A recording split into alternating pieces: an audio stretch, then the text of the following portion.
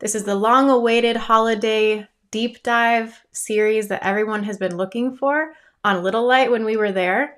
Unfortunately, I was not able to give those while there, so this is what was to come. So let's get into it together. Holiday Deep Dive Part 1. What you want to do first, and I want you to know this, is you want to probably go and recap all of the Baal worship stuff we talked about in Who is the Rain Man. That episode covered all of that. What we're going to be covering today is a little bit different, but that has some of the foundational stepping stones that you need to know to cover the holidays. We also want to look for our intro to the origins of the pagan sun wheel. That information is covered in the upcoming episode called The Pagan Origins of Our Culture. That is going to be very interesting. I hope you guys will all tune in so that you can learn the foundational information and have the knowledge to identify these things in our culture, because it's a problem. It's everywhere in our culture, and we have to have eyes to see. So after that spiel, like I said, let's go ahead and take a look at what we're dealing with. We have the sun wheel. I'll just do a little tiny overview. The sun wheel has all of this stuff on it. Then it turned into worship of the gods. So here's all the gods of Babylon, just for others who did not get that and have not seen Who is the Rain Man on Baal worship. Please go back and watch that still, but here is the list of all of the gods' names that I am quite aware of and ran into. I'm sure there's more. I've learned little bit by little bit that there is more out there. So, unearthing the hidden truths, the seasons and the pagan wheel. This is important to understand because the definition of seasons is each of the 4 divisions of the year: spring, summer, autumn, and winter, marked by particular weather patterns and daylight hours, resulting from the Earth's changing position with regard to the sun. In paganism, this was identified by the keeping of an engraved image of a wheel.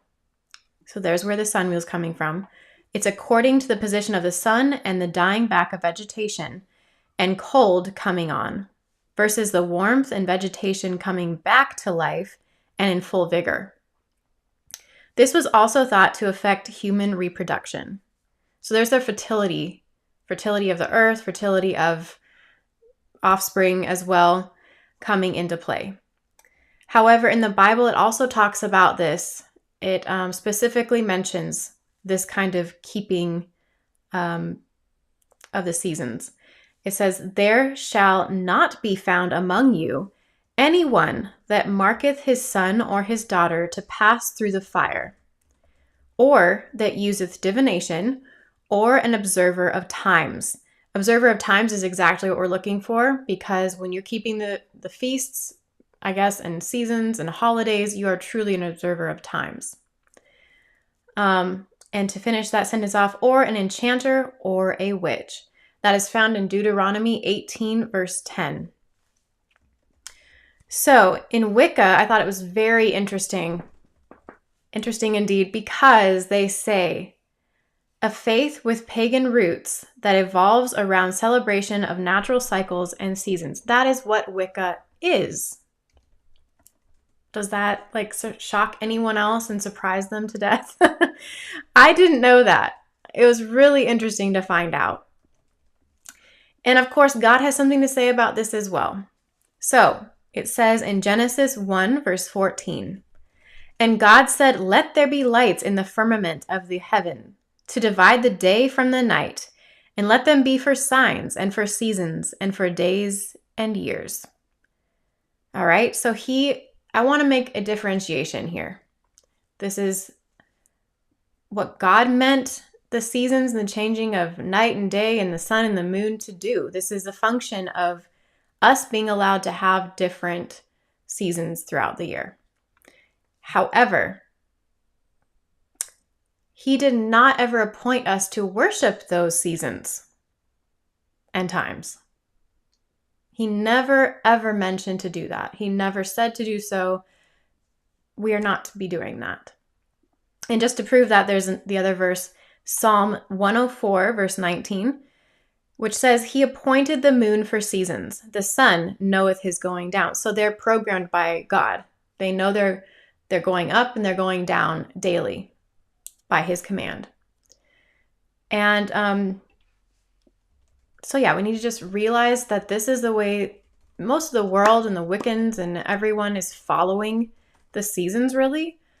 And as a Christian, like we saw in those verses, it is not something that if we truly want to follow God's will, he never gave us any holiday to celebrate. He gave us the Sabbath, and that was one of the only true commandments and days which we're to keep holy. So here's how it really works on this picture. The slide has all of the different moons, a half moon, a little sliver. It gives us the scientific names. I guess I'll read it. We'll start on the top left, waxing crescent, first quarter, waxing gibbous, full moon, and then it goes back the other way, waxing gibbous, or waning, I'm sorry, that's waning. Waning gibbous, third quarter, waning crescent, and new moon. So based off of that, it's also, that's what the moon is doing. Now we're going to look at what the sun is also going to do. That's where this Wiccan sun wheel, they call it a season wheel as well, is going to show us both. It's based off of what they call here an equinox and a solstice. So you have the sun positions, which are the stakes, the blue stakes, and the black line on there is where the sun will be changing and the seasons with it. And so they have holidays which will fall on those places, but they also, as you can probably imagine, with all of mythology, and I guess as paganism multiplies, there's more gods, there's more traditions, there's more holidays and feasts and rites, to be honest, that are carried out. Once you get there and you understand how this works, there's more and more and more holidays and things added to this calendar all the time. Not really that they changed today, but they were. When it was created up through Babylonian times all the way to where we are now, it accumulated all the gods of all the centuries and the ancients and everything. So it is jam-packed. And we're going to look at those things too. We're going to look at some very unknown holidays also, because you get a full understanding of why these holidays exist. And they all kind of come full circle so that you can see where it's leading, where it begins, how it all feeds off of each other. So let's take a look at what we have. This is what we just saw. That circle, that pagan sun wheel, became what I created, a timeline here for each month of things that I was comparing. I wanted to see overlaps. I wanted to see all kinds of different pagan holidays that were in the month. So I compared the Church of Satan, which you can see in the legend is going to be blue, the occult holidays, the holidays of the diocese, so the Vatican Church and the Roman Catholic dictates, and you have Wiccan in brown society. So that's kind of, when you get into it, it's a large chunk of the people who are keeping these holidays. And I know there's more. There's very specific ones like probably Coptics or Cometics, which are exactly those of the Egyptian faith that are keeping it all the way from the biblical times. They are keeping those gods and celebration and worship of those gods and everything. Or, I guess if you really want to say it that way, you could always go talk to a very interesting sect of Satanism, which I don't know. I don't have an example. But there are those who are claim to be Nazis, and they keep these things too. So let's begin where we need to. I know we're not there with our year right now, but we're going to begin with where we always do in American tradition, and that is with January 1st. I want to explain before we do that just one thing which is very interesting. As I was looking at these holidays and days in which the Vatican and diocese describes our days that we should be keeping for one holy reason or another, they have what is called days of feasts, memorials, solemnities, and obligation days. So let's go through this. I found this definition. It's a little bit confusing, but the rest of it, once you get through it, you start understanding what I'm getting at here. So it says, the holy days of Catholicism. These are ones that, unlike feast days of the rank of feast, like the Feast of the Lord, they'll give you the Feast of the Lord, the Feast of the Apostles, all these things, or those of the rank of memorials, so memorializing, Ignatius Loyola and so on from the Society of Jesus, they will do that. There's solemnities, which replace the celebration of Sundays outside of Advent. So did you catch that? I don't know if you did, but there are Sundays outside of Easter and Lent and Advent, which to them, they're saying those are very important to them. Like, those are really high holidays, if you will, very special holidays to them. But outside of that, even, which they're calling ordinary time, which just fall on every single week, are called the Sundays outside of these things. Those, they say, is a word that comes from post-classical Latin solemnitas, meaning a solemnity, festival, or celebration of a day. I hope that this is making some sense. Celebration of a day. Now, why would they all of a sudden pinpoint a specific day, specifically Sunday, as they've told us, that they say down below in that print, the white box, every Sunday is a holy day to them, in which it's the Lord's Day, recognized as a holy day of obligation, and Catholics are bound to celebrate in Mass on Sunday. So maybe I'm not saying it very well, but they are obligated, meaning pretty much it is required of you to participate and go be a part of Mass and these holy rites and rituals every Sunday. Not just on Easter and Advent, but although it is very strange that most people go, yes, I keep going to church. I don't usually go to church, but I go to church on Easter and Christmas and all these things, and Lent, maybe. And where did that idea come from? They're kind of leading us to understand that it was actually highlighted by the Catholics and the diocese to be very sacred days, especially Easter and Christmas and all that. But beyond that, their understanding of how holy a Sunday is that every Sunday, no matter what, is downright sacred and required for a Catholic to keep. Isn't that interesting?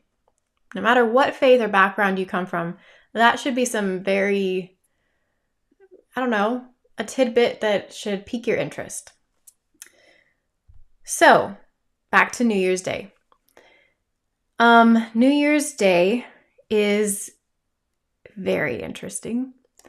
It says the earliest recorded New Year's Day celebration happened first 4,000 years ago in Babylon. It took place during the first new moon following the vernal equinox. Now, I'm not going to tell you what vernal equinoxes are and everything. I'm not really a genius or an expert on any of that.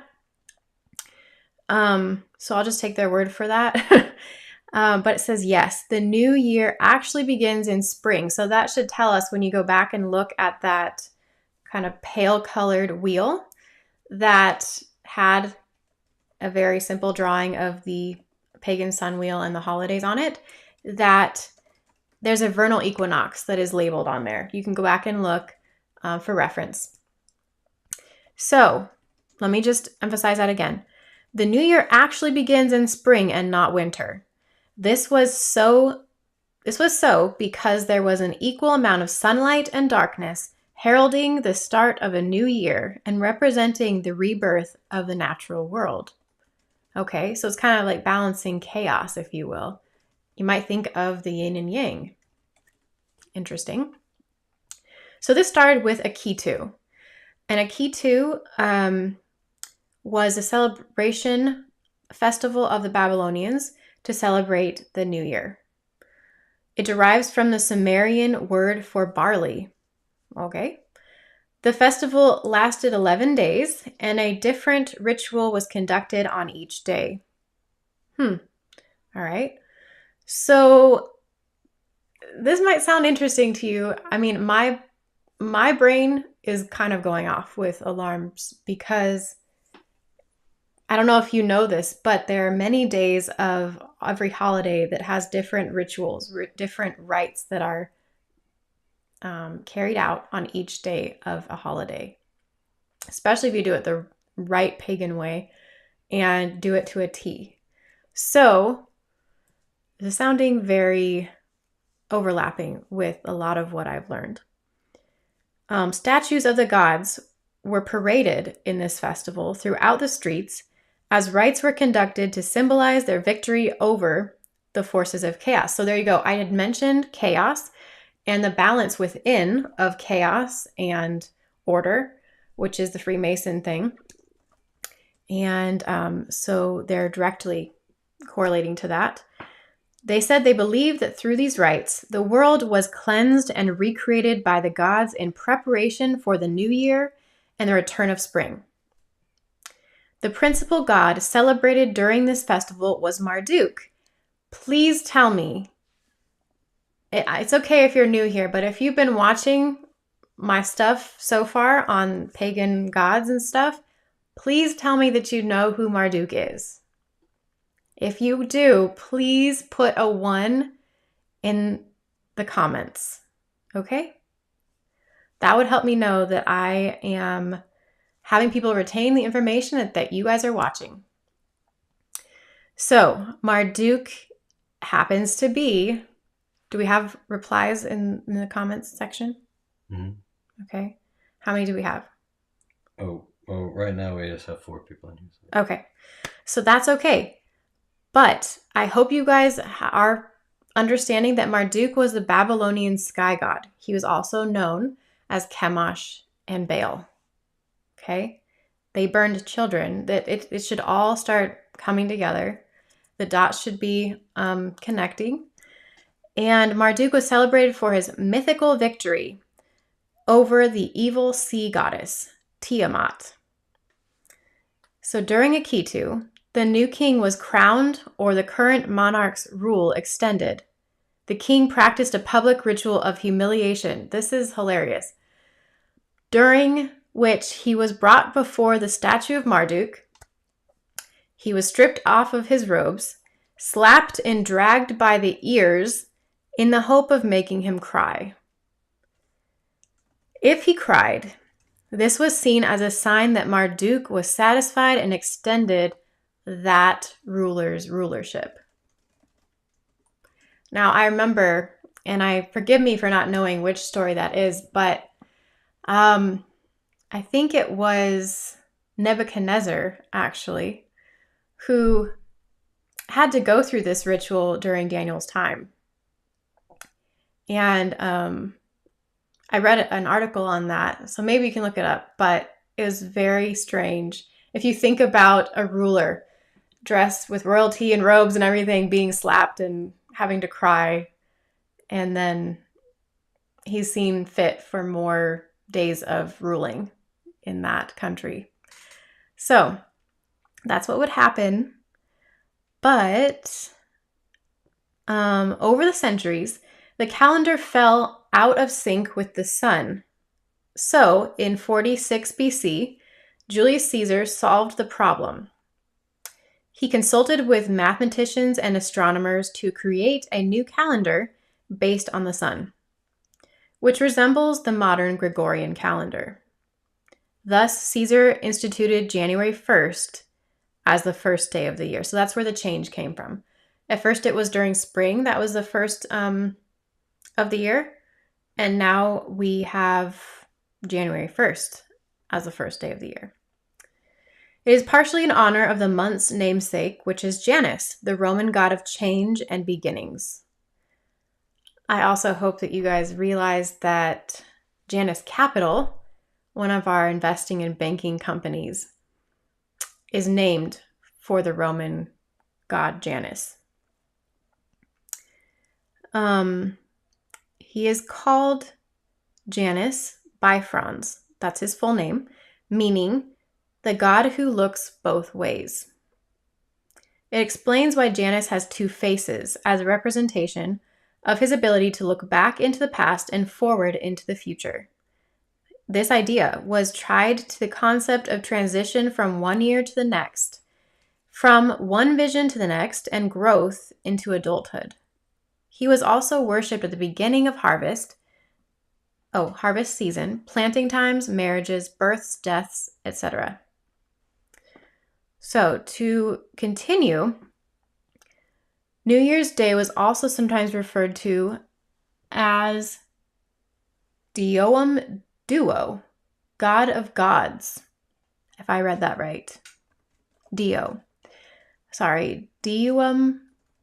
Dio, God of Gods. Janus presided over the creation of religion, life, and other gods. So he's being lifted up as like the King of Kings, the God of Gods, the Almighty. For this reason, he was regarded as the most important Roman god. His name was the first uttered in prayers before even that of Jupiter. Now, we don't have the context from cultural background to know ourselves that was a common practice, that Jupiter was thought to be a great god, and so he was supposed to be usually the first to be spoken of in prayers.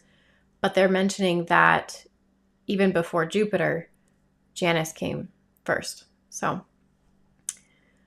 all right, the porter's staff and a set of keys were the symbols representing Janus because he was the gatekeeper. We might see that term again. I'm not sure. I might be picking up on it falsely, but I get a feeling that we're going to see that term again. That's why the Latinized name for Janus, which is Ianus, is derived from Ia Bua, meaning door. Very interesting.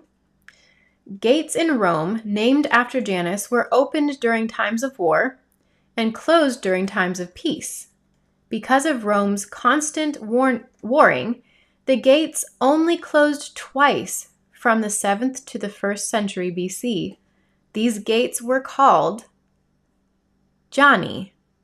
I don't know if I'm saying that right, but it's there, which represented ceremonial gateways. Usually they were freestanding structures that served as symbolic entrances and exits. These gates were also the subject of superstition. The Roman army had to depart by marching through a Janus. You can see it right there. Two examples and pictures: the Janus Temple in Burgundy, France, and Rome's Janus Geminis, which were all, like they're saying, portals which they would walk through to get into the city. The most famous Janus in Rome was Janus Geminis, which was actually a shrine. So I didn't know that, but that's actually a shrine to Janus. So pagan traditions of this time is that Romans celebrated the first by offering sacrifices to Janus in hopes of gaining good fortune in the new year. They decorated their homes with laurel branches. Okay, so again, if you're new here, there's a whole tradition and culture within paganism of holidays and different worship of certain gods having to do with tree worship. Different trees are allotted and so on. And so now we're being introduced to a new one, laurel branches for Janus. All right. And they spent the day praying. Oh, sorry, partying. That's totally different. Partying. It's a very small print, so forgive me. It was common for friends and family to exchange well wishes and gift figs and honey. Gifts were exchanged because they believed the beginning of anything was an omen for the whole. So good karma, basically. If you give, then you will receive, was their idea. So cakes were made of spelt salt, which were offered to Janus and burnt at the altar. I'm not sure what the salt part is, but okay, so cakes made of spelt were offered to Janus and burnt at the altar. This was not only done during the New Year celebration, but also on the first of each month. So do you see how it starts perpetuating itself? At first we just thought it was January 1st that this happened in honor of Janus. Then all of a sudden it's happening at the first of every month. Okay. So kissing.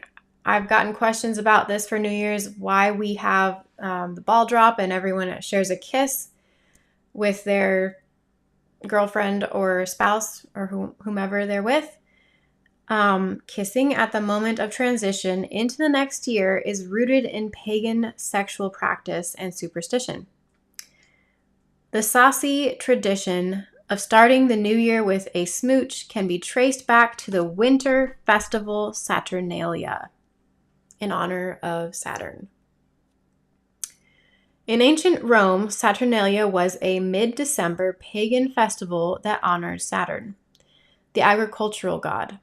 This celebration included decorating homes with greenery, like wreaths, grand feasts, gift-giving, and socializing with friends and family.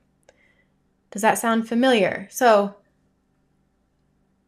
I hope, again, that a lot of this is all connecting. I'm going to say that over and over again, by the way. But this is our Christmas. Saturnalia, Christmas.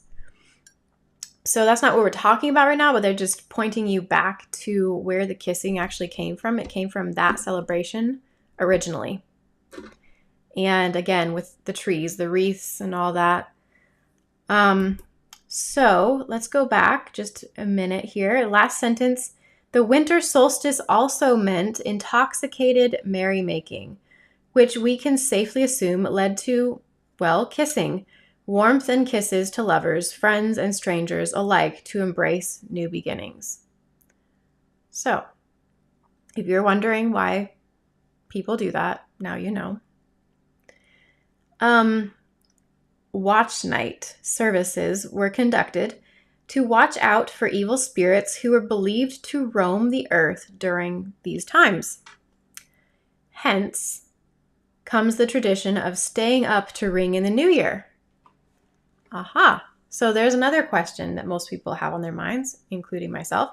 Why do people stay up that late? Well, it's to ward off evil spirits.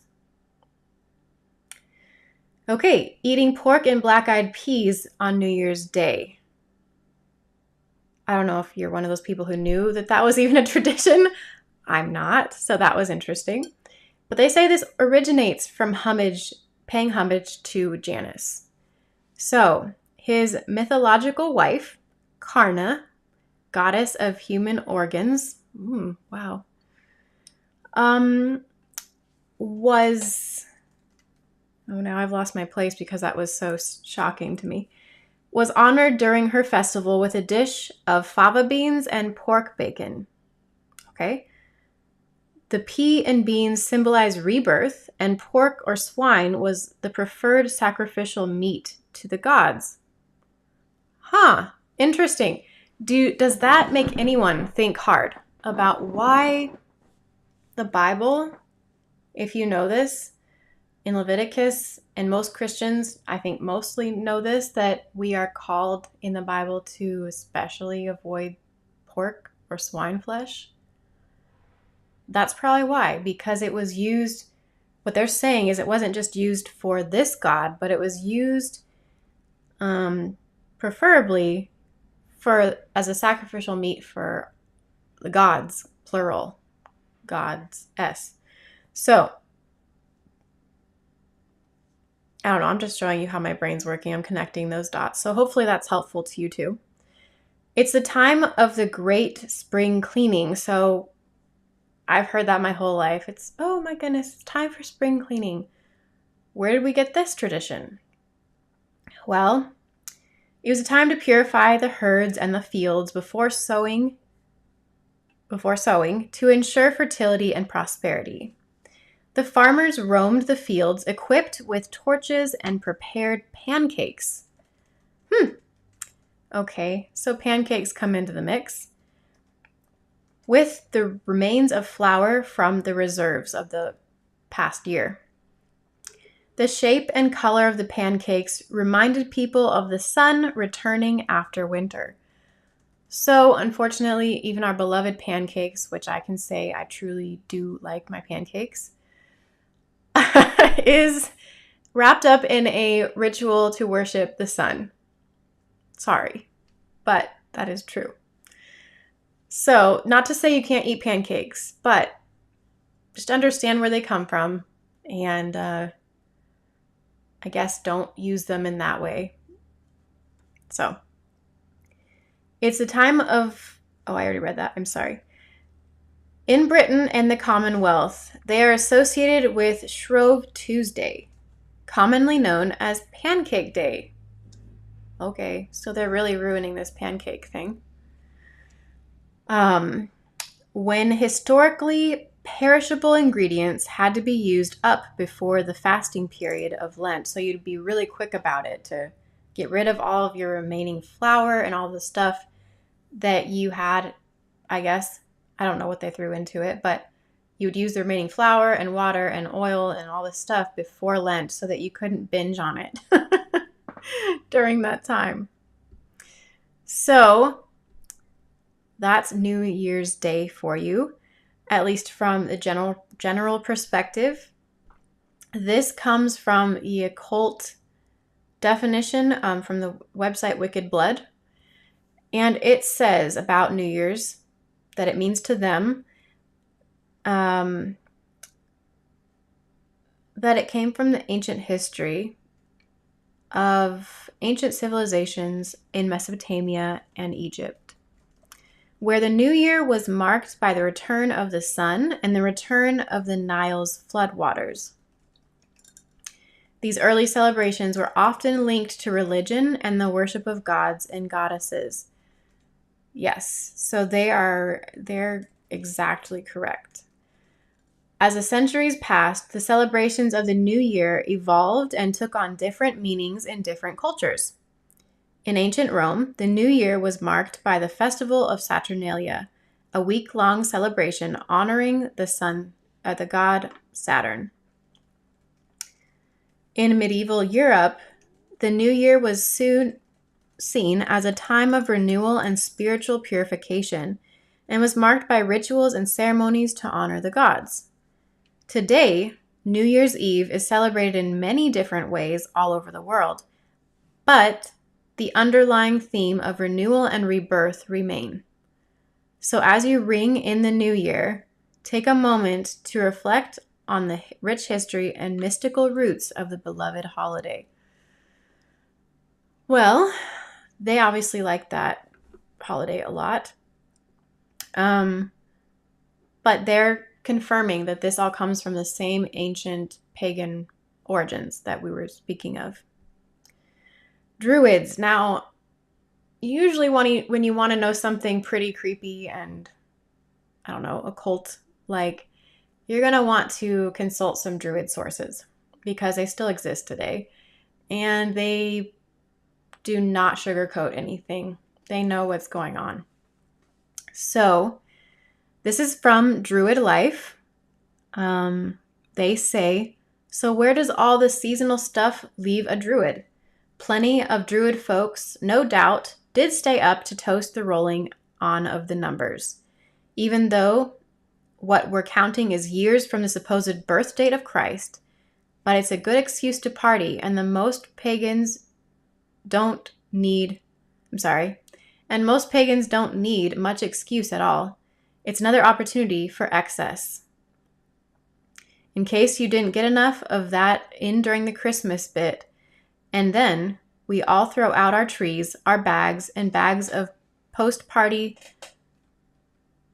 detritus, go to landfills, and we shuffle grimly through January.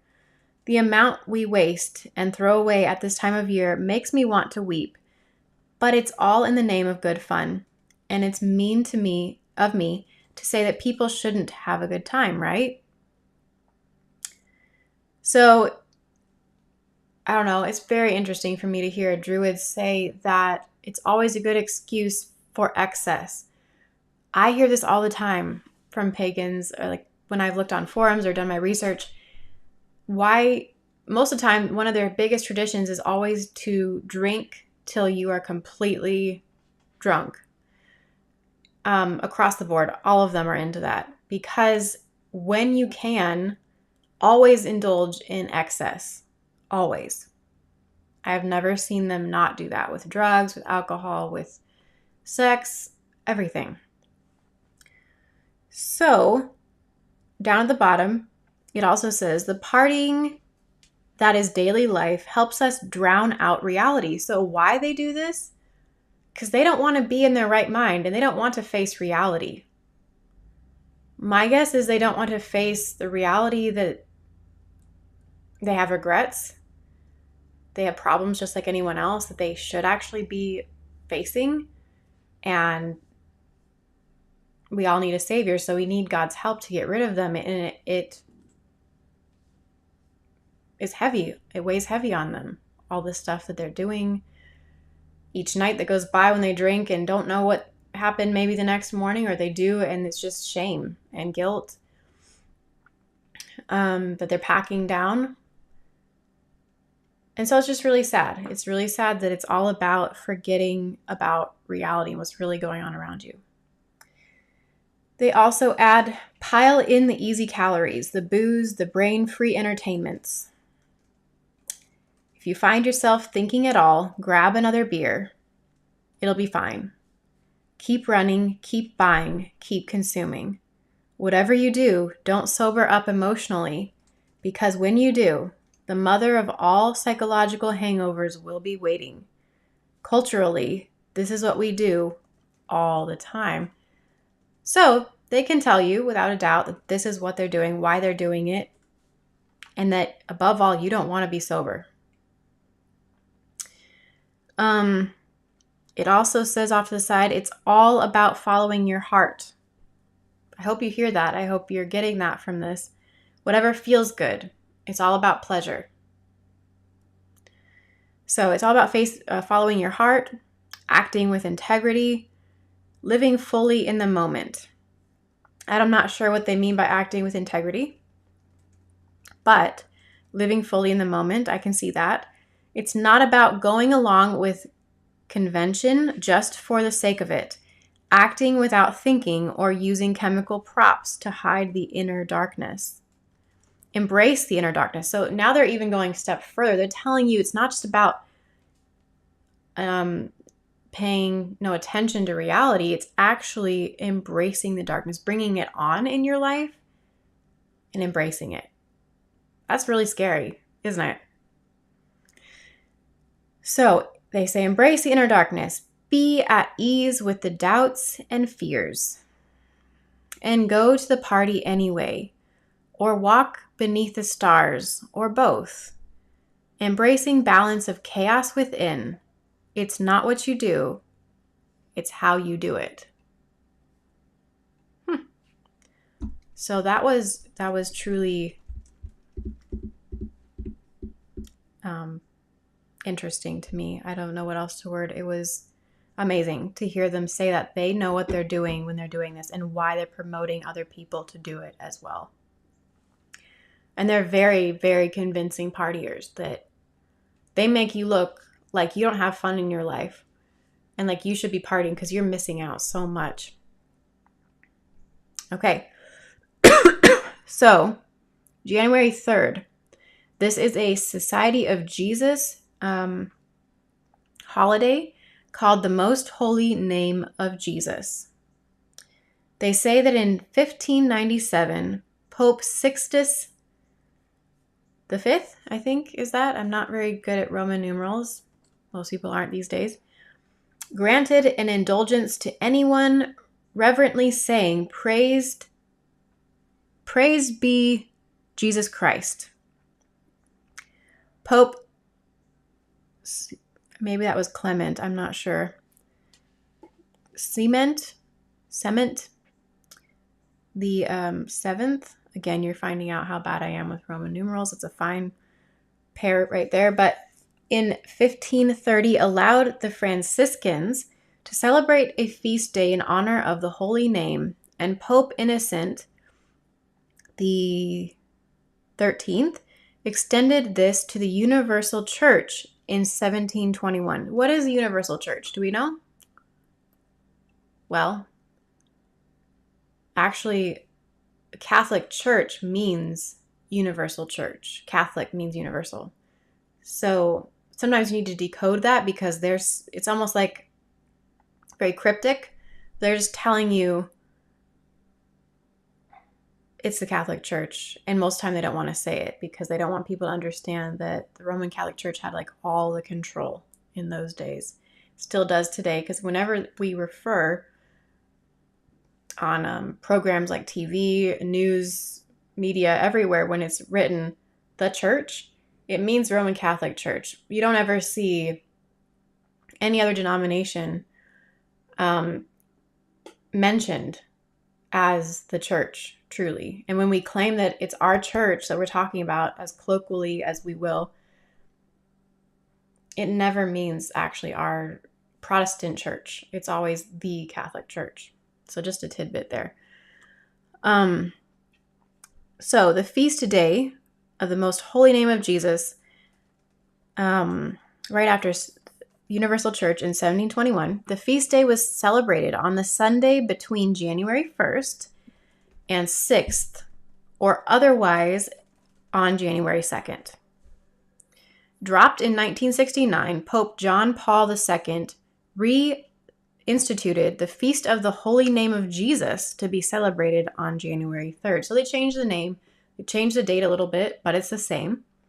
Moreover, the reverential invocation of the Holy Name of Jesus was part of prayer or work, and the recitation of the litany of the Holy Name of Jesus still convey a partial indulgence for the reparations of sin.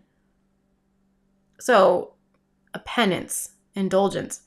You're basically buying your way into heaven, or buying possibly one of your relatives or your friends' way into heaven if you say this litany or reciting this prayer for them.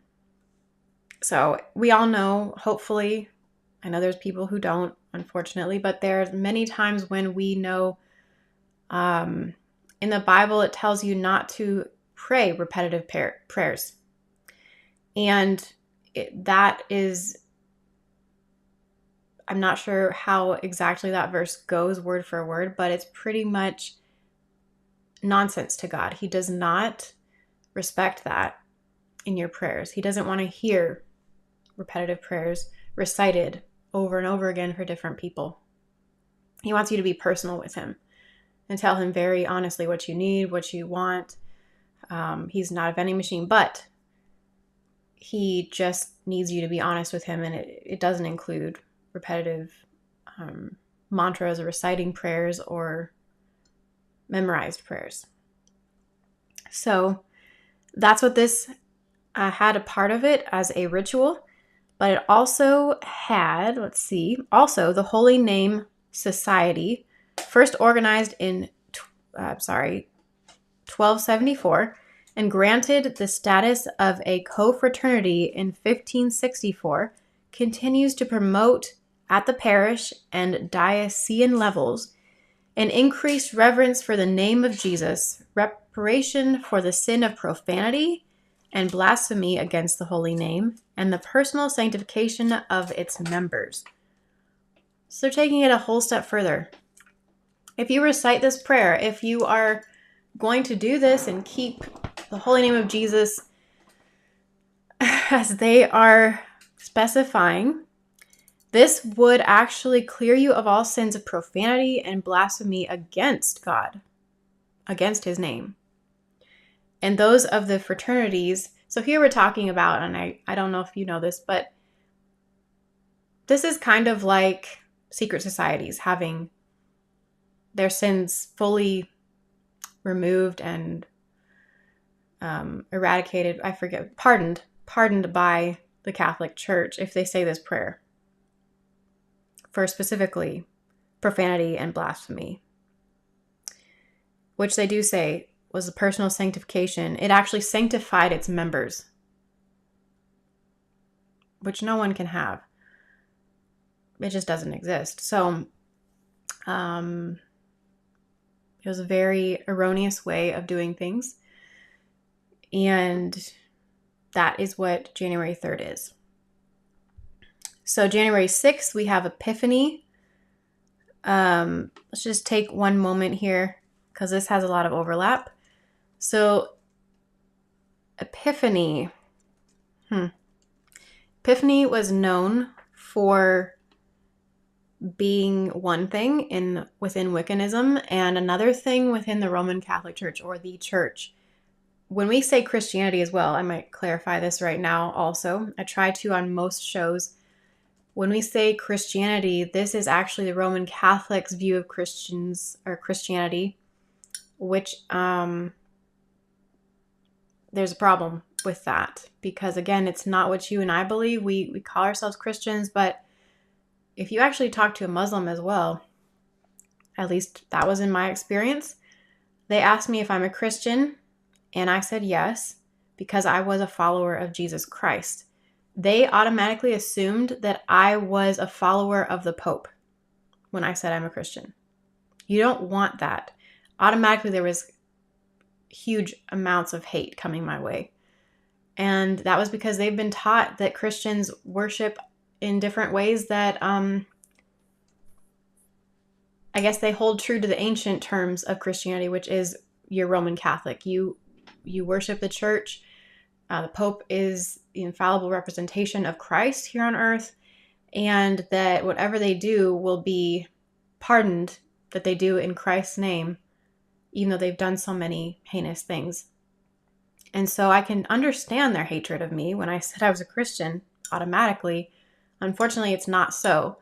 So I don't know. There's creative ways. There's different ways maybe that you want to say that you are a follower of Christ or you believe in Jesus. You don't always have to say you're a Christian because that can get you in trouble sometimes. And it doesn't mean the same things to all different denominations or different cultures. So be careful with that. That's exactly what they're talking about here. So, Epiphany in the Wiccan world is known as La Befana, which would be visually familiar because she looks like a witch, complete with the raggedy clothes, a pointy hat, and a warded nose. She even flies about on a broomstick.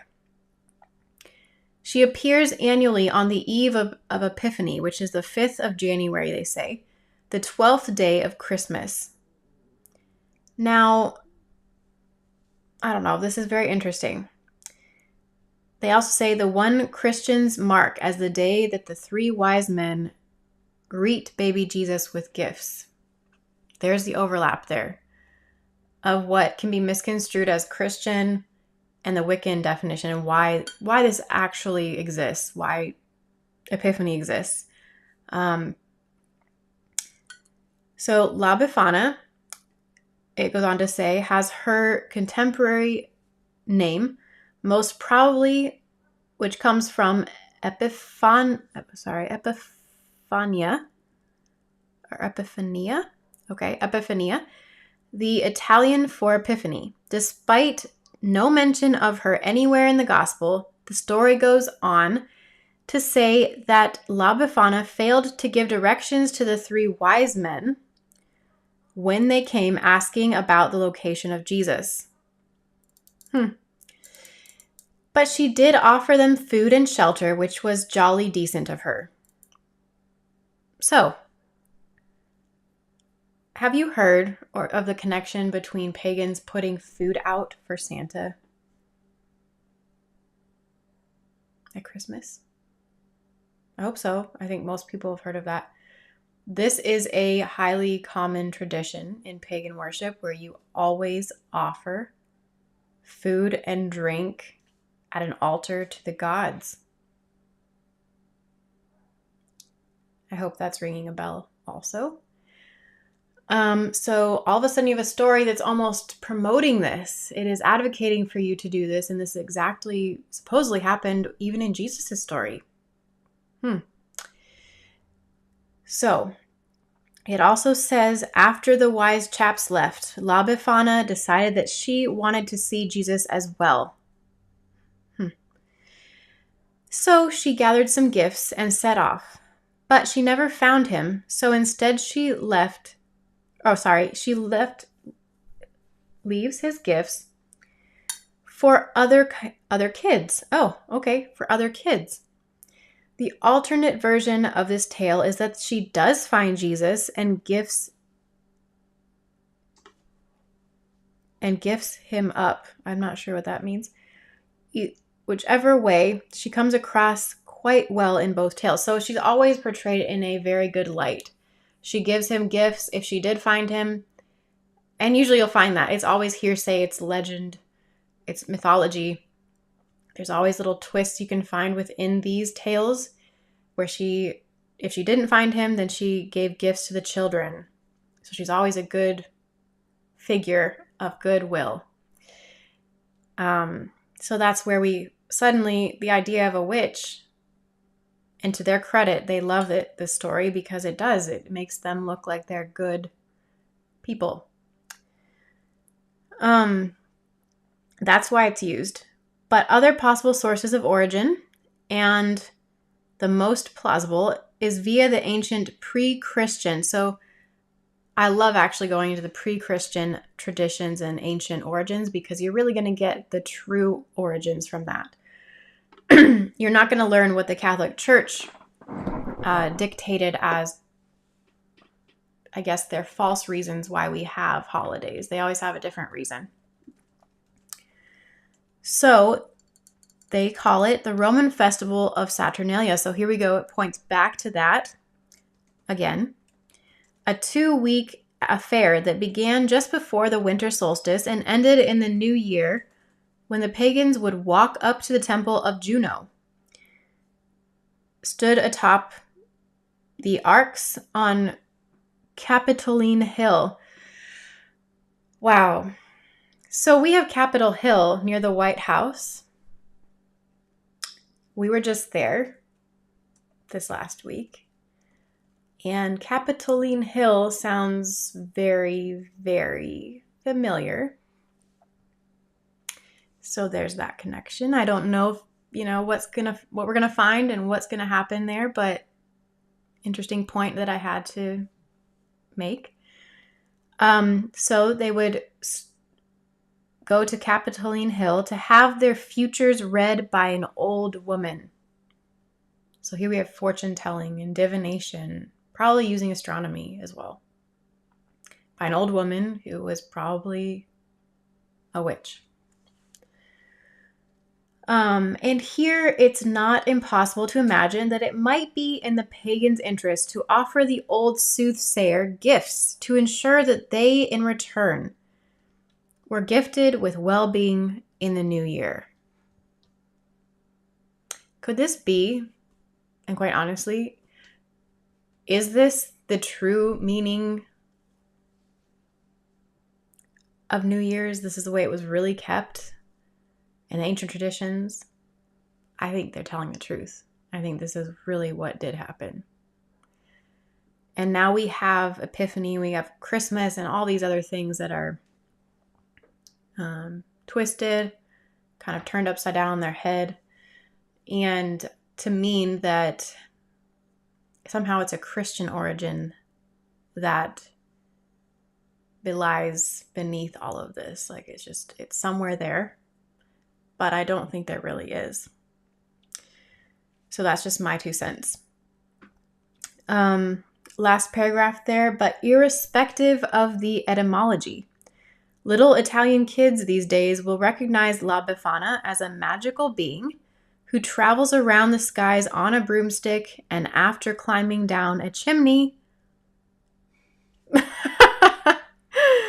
fills the good... Sorry, I have to laugh. I'm sorry.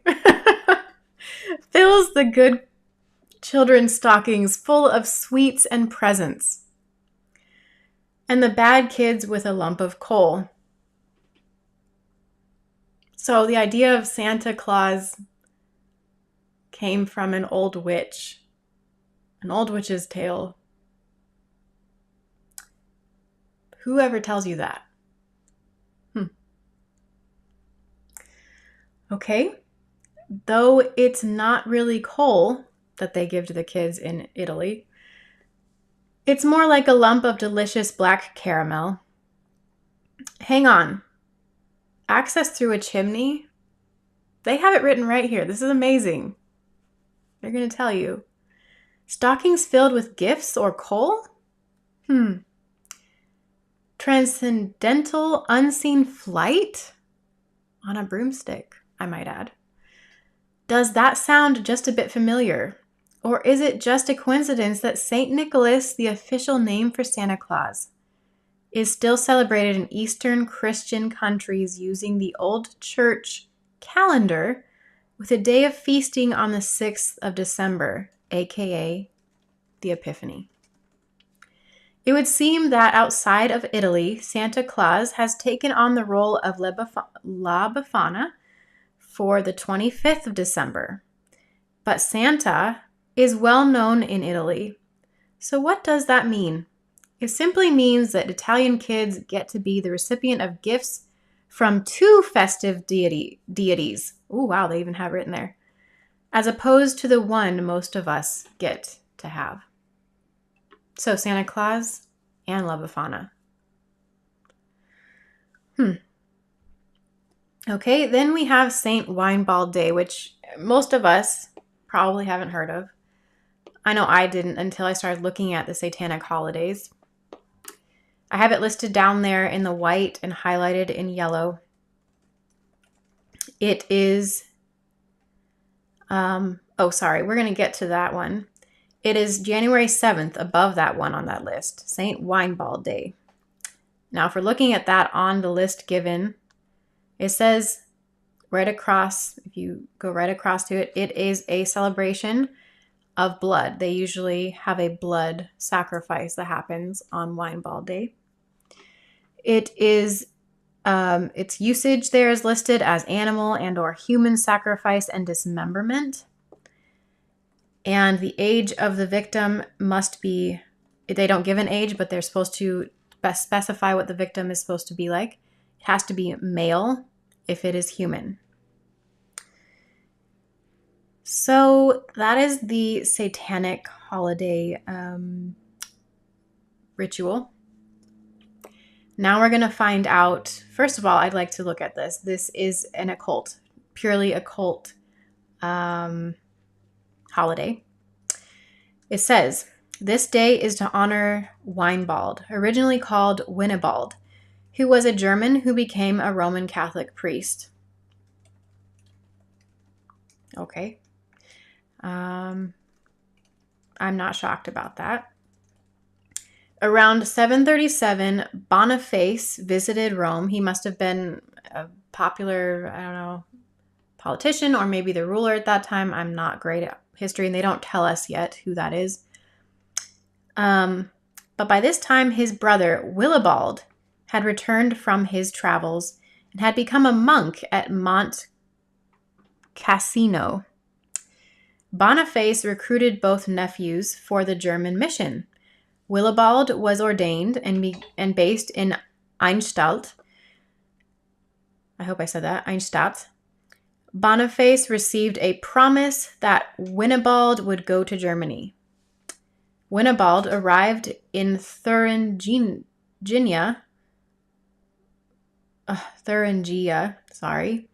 on the 30th of November, 740, and was ordained priest. So He was placed in charge of 7 churches, including one at, oh man, I can't say this, Erfurt. This is German, remember, so it's going to be different. But Winibald established a monastery in Schwanfeld, but in 742 transferred it to Heidenheim, where the brothers founded a double monastery for the training of priests and a center of learning. Winibald, here's where it all comes together. It makes it sound as though he created the first monastery. I'm not sure that's true, but what we do know is that it's highlighted in red. He became the first abbot. So that is why he's being memorialized on that day, January the 7th.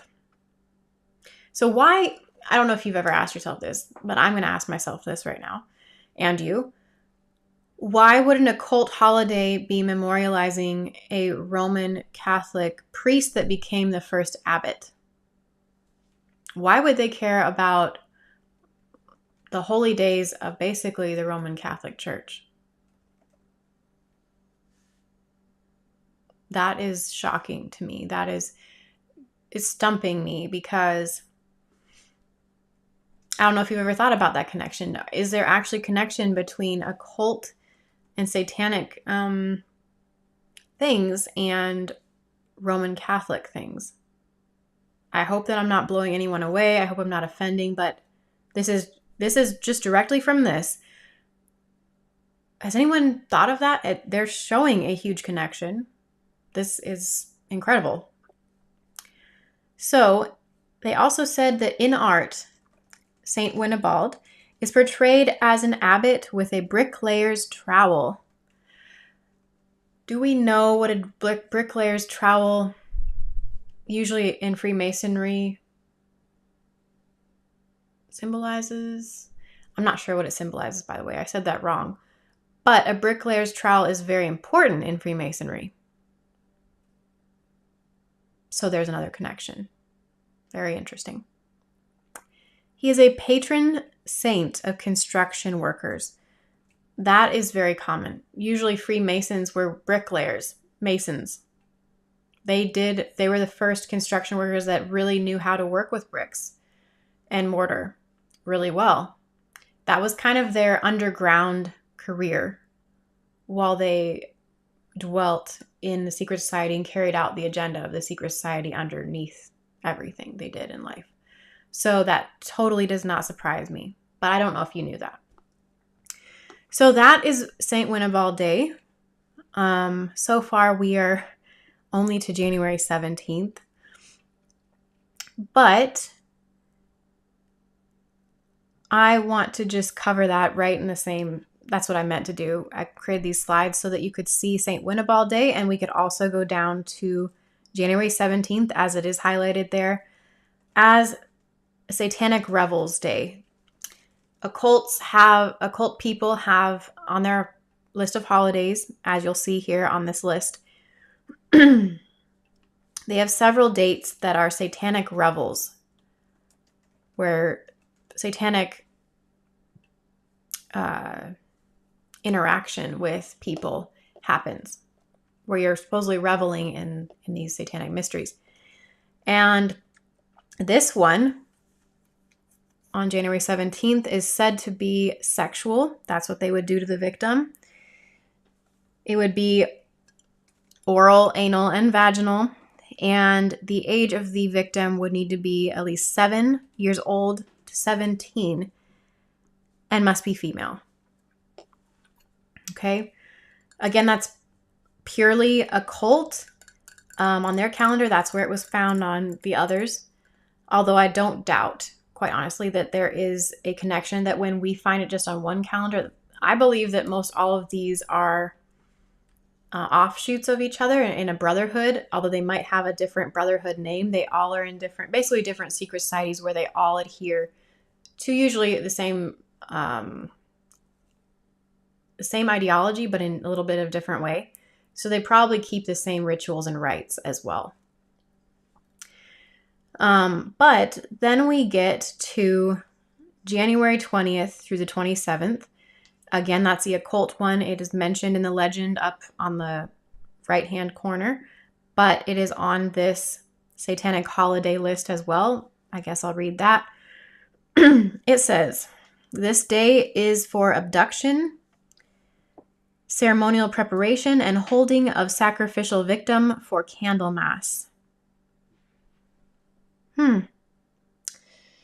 We are going to see what Candlemas is very soon, but they would start abducting people for this. It was for sexual and blood sacrifices. It is including oral, anal, vaginal, and human sacrifice completely. So at the very end, they would completely kill the human being. It must be female or a child of any age. All right, so none of this is going to be happy, pleasurable things to point out, but I just want you to be aware because it all truly gets you a deeper and fuller understanding of what these holidays really are about. So, thank God we covered that. Now we're at the other occult holiday, January 29th, which is called Saint Agnes Eve.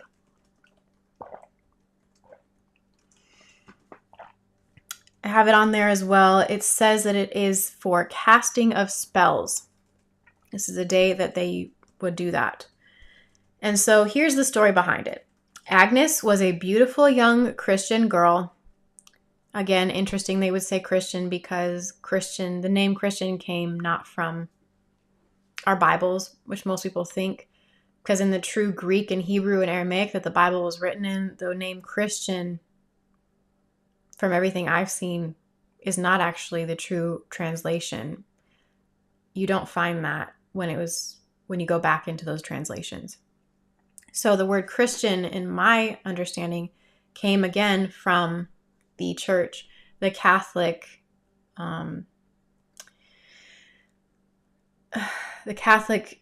church that was dominating everything. So let's read that again. It was Agnes, a beautiful young Christian girl of a good family who lived in Rome in the early 4th century. The son of a Roman prefect wanted to marry her, but she refused him because she was in love with another, Christ. Okay. Who was better than he, as she had decided to devote herself to religious purity. Out of jealousy, the young man denounced Agnes as a Christian, and she was sent to a brothel as punishment. So here it's strange because in those days, they're showing that it would signify almost that if you were a Christian in those days, you were going to be punished and tormented and persecuted. However, again, like I just said, when they say that they are Christian and the Christ that they mean is a different Christ than a Protestant would be claiming. It is the Catholic definition of being a Christian. And I don't know if you knew that, but when you really get down to it, it's a different Christ, Jesus, that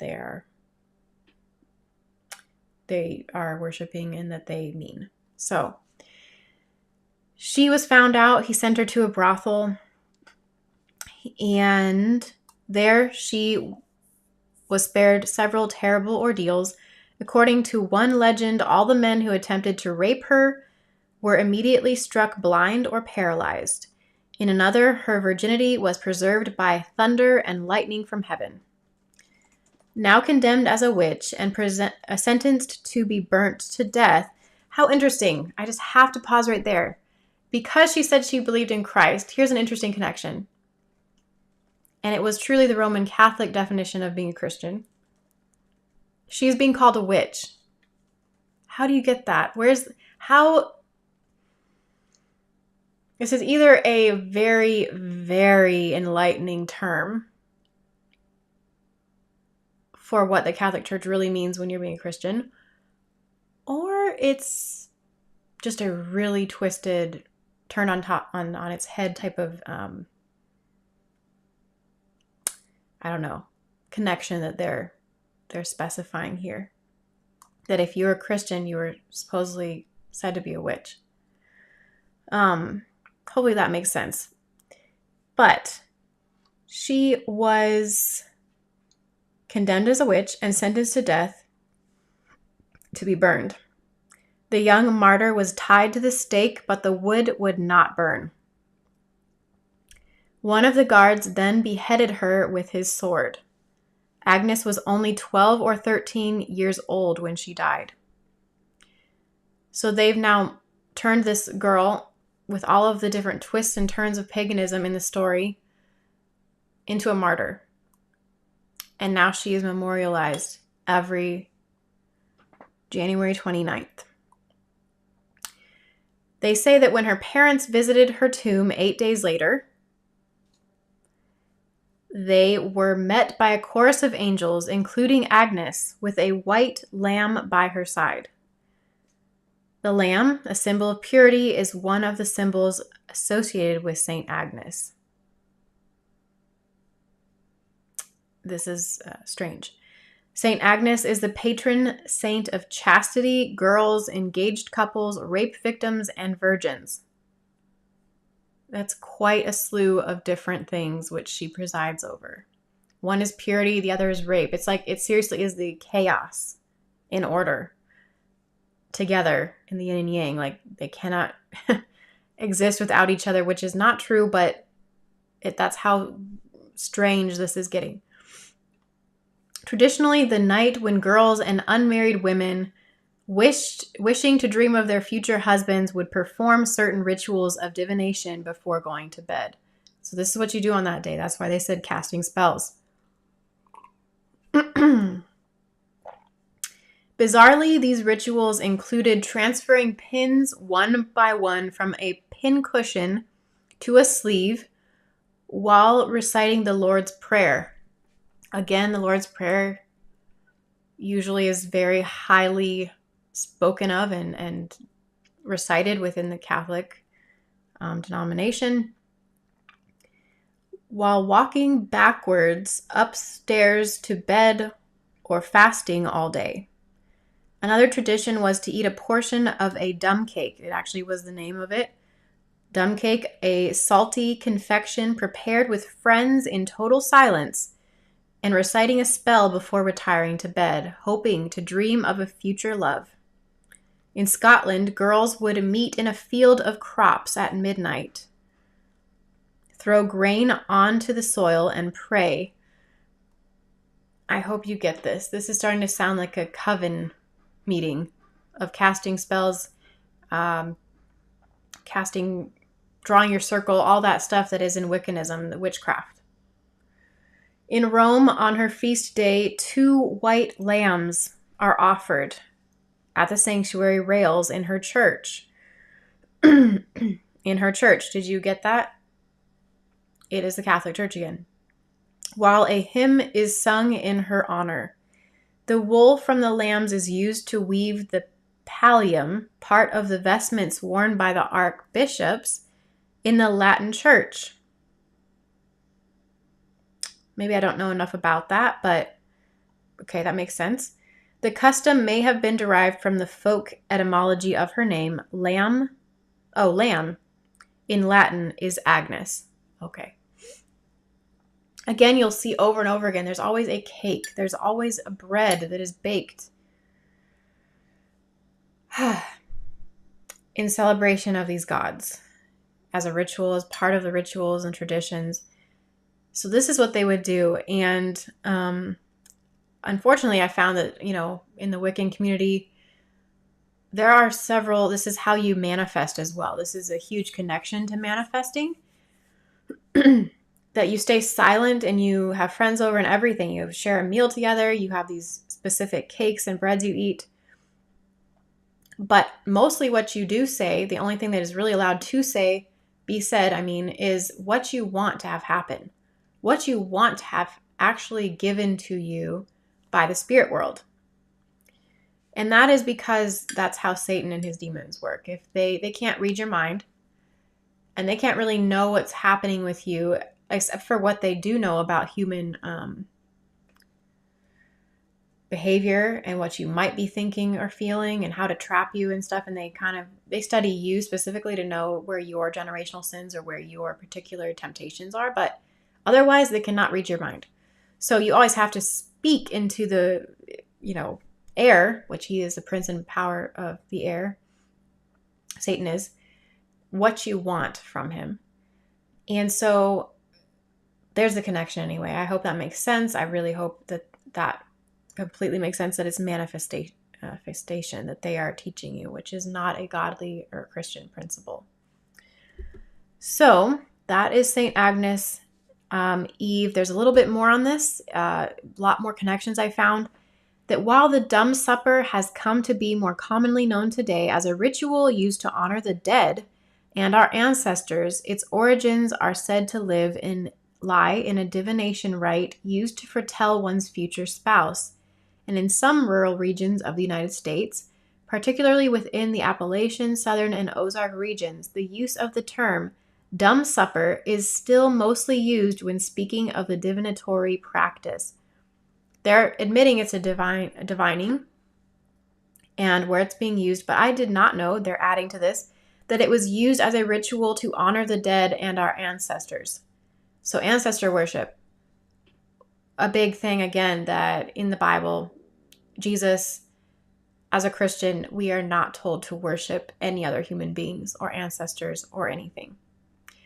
First of all, they can't hear us. They can't do anything. They're dead in the ground. And so they can't get us anything either. Only God has the divine power to hear us, to answer our prayers, to do anything. He is the only one that has power. Otherwise, we're all just humans. So those connections are made. They also say that dumb cakes were once part of an enormous tradition of soothsaying foodstuffs. So there was other food items you apparently made when you were trying to divine and tell your fortune or the future. Rings hidden in cakes and mashed potatoes could reveal who was next to be wed, while an apple peel tossed over your shoulder might very well fall into the shape of the first initial of your future spouse. These traditions took place on the liminal celebratory days of the year when mystical or seasonal change was nigh. Halloween, Christmas Eve, and solstices, for example. So I'm going to take a close look real quick. That came from crowbones.com. That is a Wiccan website. So I wanted to emphasize that they are telling you specifically it's a very heartfelt tradition they keep, especially on Halloween, Christmas Eve, and solstices. Okay. So we have also from Practical Magic, which I believe is the book by Aleister Crowley. It says here, St. Agnes Eve, January 20th. So tonight is, I remember reading this. This is another Wiccan or occult Satanist member writing about how she keeps St. Agnes Eve. And I put this in here, of course, not to subject us to witchcraft practices, but to understand that they can vary, like they were saying. And she has a very interesting way of doing this that connects with today. So she says, tonight is St. Agnes's Eve and is a powerful night for love magic of all kinds, but especially for calling a lover to you. Pause right there for a minute. We are not acquainted, especially as Christians, with love magic, but it is a big deal. You hear this again. Oh my goodness. I heard this from Megan Fox. She said she used love magic to manifest Machine Gun Kelly. You hear this from celebrities. You always hear it in Shrek. Shrek, the movie, is a good example. You have movies that are directly showing you love magic, which is witchcraft. And so we need to be careful with this. This is not at all godly. And we have so much of it infiltrating our minds and our thoughts so that it seems like it's all just child's play. It's fun. It's not bad at all. That's not the case. So let's continue. So a powerful night for love magic of all kinds, but especially for calling a lover to you. There are several old myths designed to help you dream of your future spouse's face. According to the Gypsy Magic website, some of these include boiling an egg, removing the yolk and filling the center with salt, and then eating the whole shell included. Wow. Sticking 9 pins into a red onion, taking it back to the bedroom and sleeping with it under the pillow. A dumb cake ceremony, like we already had it described. She says miraculous thunderstorms saved her. She wants to give the definition of how this works and her history of St. Agnes, because her story, again, varies. Miraculous thunderstorm saved her from rape. St. Agnes Day is January 21st. So there is always discrepancy with those who keep the solstice. They're sometimes on the ancient calendar or day versus the day we have come to in our day and age, which is January 29th. So there's always certain occult members that are, I don't know, kind of at least between usually January 21st to 29th. They'll always give a range of time. You keep that holiday, whichever one they're talking about, and it's fine.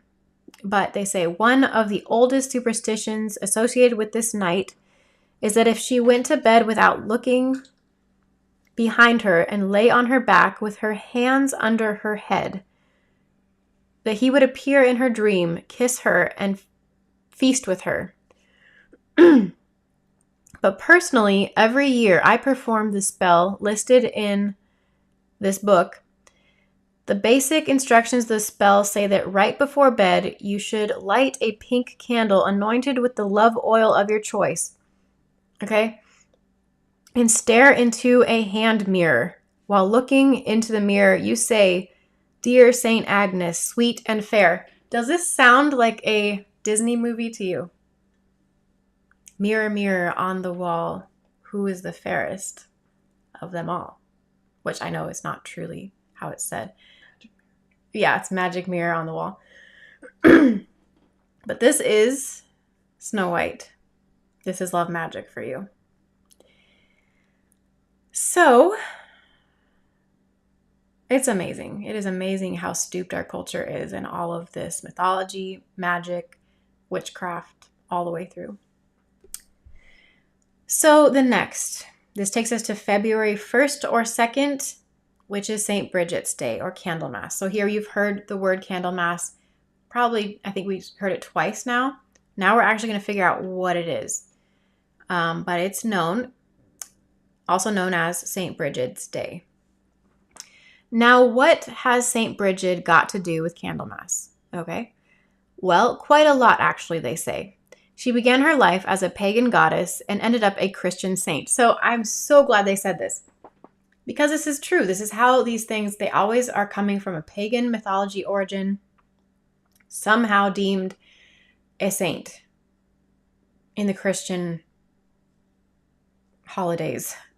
How is that? Why is that? Like, it's so wrong, but I'm glad that they're admitting it. So let's continue.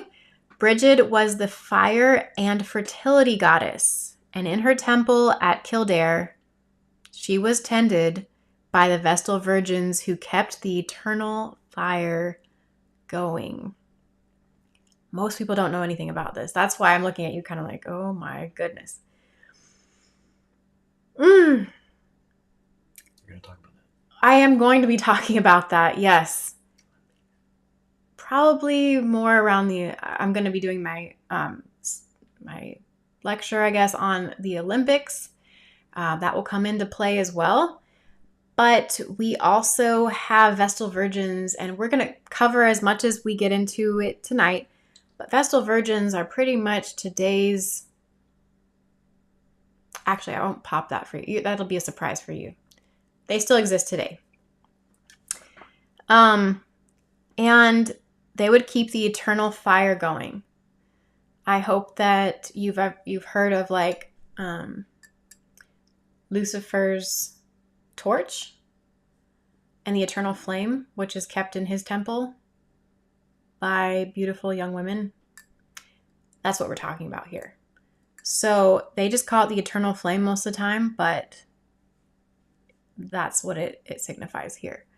On her feast day, her statue was carried into the sea to be washed, which is purification, and then traveled around in a cart surrounded by candles.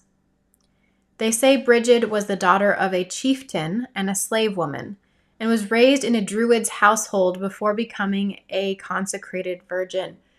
It's amazing. They always seem to give clues of where these tales are coming from, the pagan origins that they are coming from. And she is patroness of many things, including poetry, learning, healing, protection, blacksmithing, livestock, and dairy production. She racked up 46 miracles according to one of her very first biographers, narrowly trumping Jesus himself. Wow, okay. In time, Saint Bridget herself would become in Gael. I'm not sure what that says. Mary of the Irish. Is it any wonder? That now she's being known as Mary, the mother of Jesus? As venerable as the Blessed Virgin Mary, there you go, mother of Christ, and second only to Saint Patrick in the hierarchy of patron saints. Okay, this is just crazy. Strangely, also, the story is that Bride, okay, get to know her as that, because there's going to be a huge connection. So Bride, or Bridget, was taken by the angels to the Nativity to serve as a handmaiden to Mary. The legends about this Bridget gradually became associated with Saint Bridget, who founded the first convent in Ireland. Okay, so think back again. If the Roman Catholic Church, or their rites and their holidays and everything, don't matter, why is there a connection back to this occult holiday? It is in red, by the way. This is a purely occult holiday. Why do they care? Why would they be celebrating? Why would there be this thread as for Saint Winibald, the first abbot? Okay. Now her, who was the first, what did they say? I'm sorry. Who founded the first convent in Ireland. Okay. Why would that matter? Why would we be memorializing that? If there wasn't a connection back to the occult origins within Roman Catholicism. Okay. It's a good question. Sorry. I'm just going to leave you with that. So it also goes on to say, she founded the first convent in Ireland at Kildare, of course. In the Highlands, on this day, women dress a corn doll and put her in a basket, which is called the bride's bed. Then a wand, candle, or other phallic object is laid across her. Okay. In time, the Roman Catholic Church was wont to do, superimposed a Christian festival on a pagan one. 40 days after the birth of a male child, which is 80 days if it was a girl, and what is all that about, they say. Jewish women went through a purification ceremony. In the 6th century, 2nd of February, which is 39 days after Christmas, it was declared the Feast of Purification of Mary, thereby forging a link between the 2 days. So now they're connecting the Christian, quote unquote, okay, I'm going to have to do that, Christian holiday origin, supposedly, with a pagan one. Okay. The custom was that candles were brought to church on this day to be blessed. When they were taken home, they act as talismans and protection from disaster. Liturgy, again, liturgy, I hope you understand that, is the clergymen, actually, of the Roman Catholic Church. Liturgy loves candles. Have you noticed that? I mean, candles are everywhere in cathedrals, in Roman Catholic churches. I know that they're in other churches too, but usually that's for another topic, another time. They usually highly are patterned after the Roman Catholic Church, though, so we're just going to stick with that. We're just going to talk about that. Once blessed by a Catholic priest, St. Bridget's cross, as it became known, symbolized protection, particularly from fire, evil spirits, and hunger. In the Celtic traditions, the cross represents the sun. Okay, sun worship again. And people would and still do weave them on Bridget's Eve to ask for Bridget's protection for the home or their hearth. I found that in other references, but I didn't put it there, but it's hearth as well. Food-wise, you might want to enjoy some pancakes. Okay, food-wise, I'm sorry, I read that wrong. Food-wise, you might want to enjoy some pancakes. Again, what was up with the pancakes? It was sun worship again. This is probably because Shrove Tuesday can fall pretty close to Candlemas. But it also is good to eat grain-based foods, so cakes will do. Pancakes are considered sun symbols because of their shape and golden color. Again, this is amazing because it came from a different source of what we had found out about pancakes and the sun and so on earlier. But I don't know if you probably don't know, but the whole idea of putting a young girl in this, you're creating a corn doll that's supposed to symbolize a little girl being basically penetrated and impregnated by a male with their phallic organ. That's what they had said there, right here.